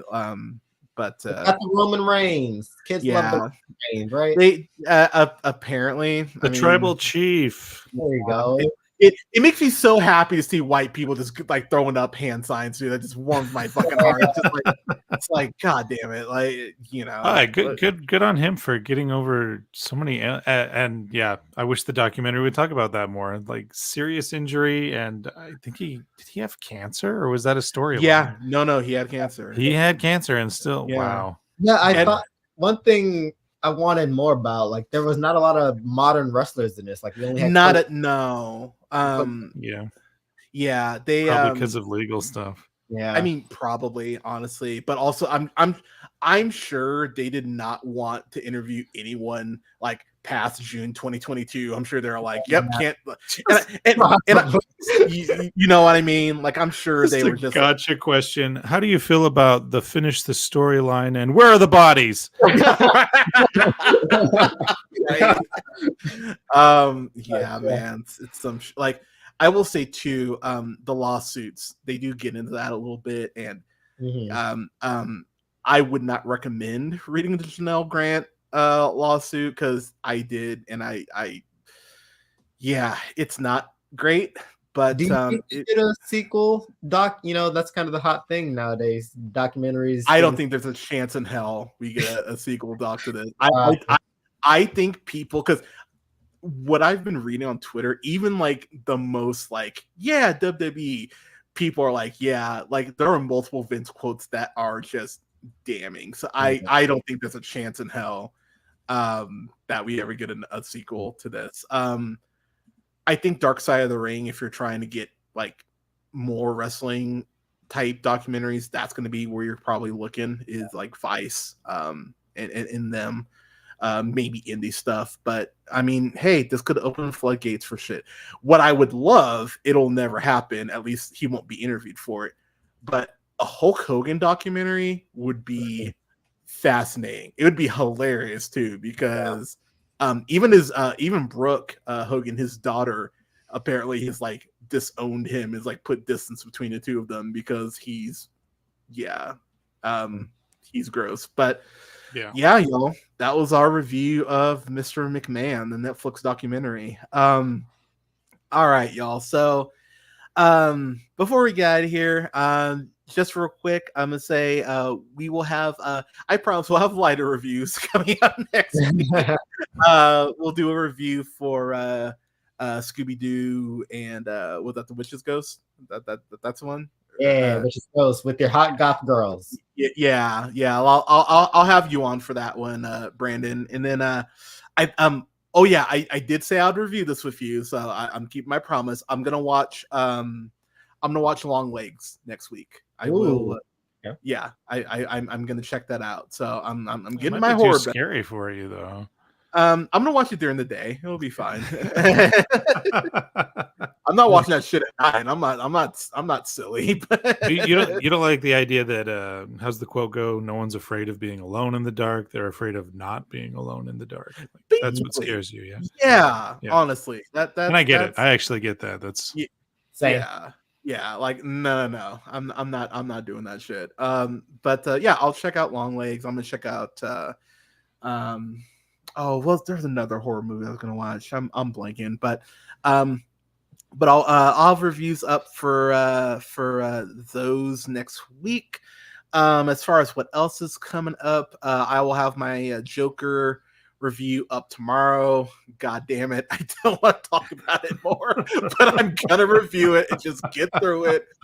I might actually shower and then just review it here in a few minutes, but I I just kind of want to get it done because I had 8 people text me a day like dude, how is it? And I'm just like so I'm just gonna get this done. But yeah, have reviews up for those. Joker 2 is shit. Afternoon Tune. Josh, you better be trolling, boy, because if you're saying after Joker 2 is good. But yeah, I'll have reviews up for that. Gonna have reviews up for The Last of Us coming up in a couple weeks. I'm excited to bring that to y'all. What else? Gonna have a review and interview with Brandy Wark, who y'all know from Baywatch most likely. She just did a horror film. I interviewed her for it, so I'll have a review up for that. An interview next week. What else do I have coming up? I mentioned I'm gonna have my mom on to talk Baby Reindeer in a few weeks. That's gonna be a thing. I did a really great interview with this director about this Trump documentary. So that will be out the week of the election. That will be the one review I'll have up that week. Please vote, people. Check your voter registration. We're like 30 days away. Make sure that shit's updated. Make sure you're good to go. Oh yeah, and then I'll be streaming Resident Evil 4 in a couple weeks. I'm gonna be getting to the lab tomorrow, trying to figure out how to set this up so I can do that. But yeah, y'all got lots of stuff coming down the pipeline this week or the next couple weeks.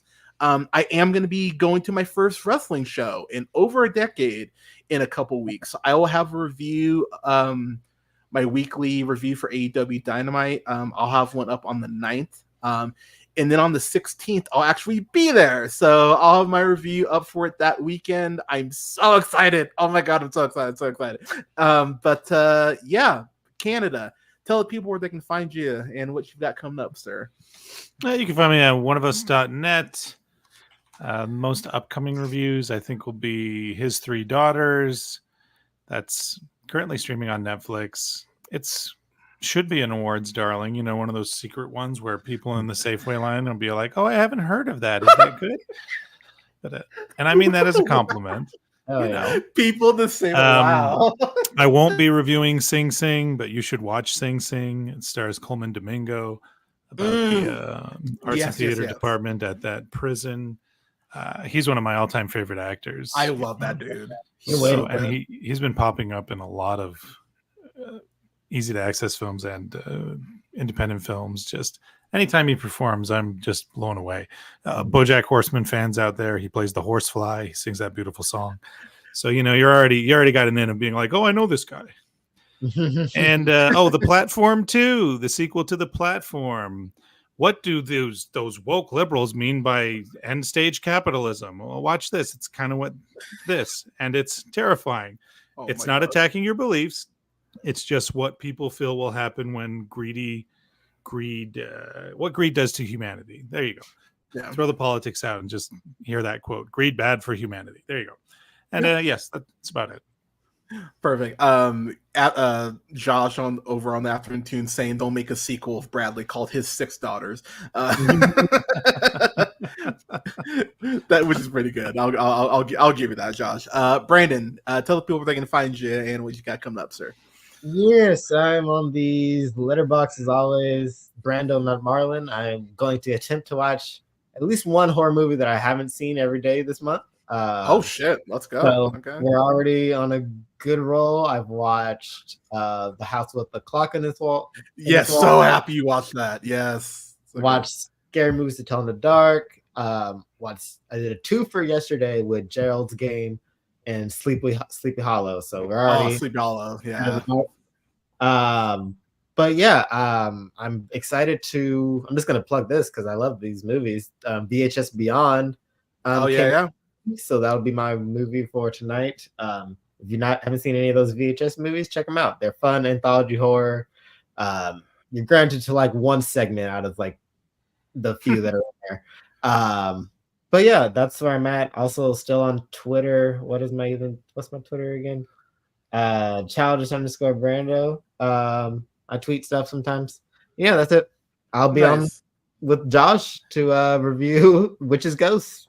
Yeah, and I'm sure other things as well. Yeah, Twitter is just becoming a hellscape right now. Like the closer we get to the election, the less I'm probably going to be on Twitter. So just But everyone, Brandon, Bradley, as always, guys, thank you so much for being on. This was an absolute joy. I will have you guys on later. I mean, Brandon, I'll definitely have you on. Canada, we will review a Treehouse of Horror. We'll do that next week. I'll figure out. We'll have to figure out I look forward to that. I love those things. Yeah, those are always just fun reviews. So I'll pair it with something. But everyone, thank you so much for watching. Stay safe. Take care of each other. Give someone a hug. Unlike Vince McMahon, tell someone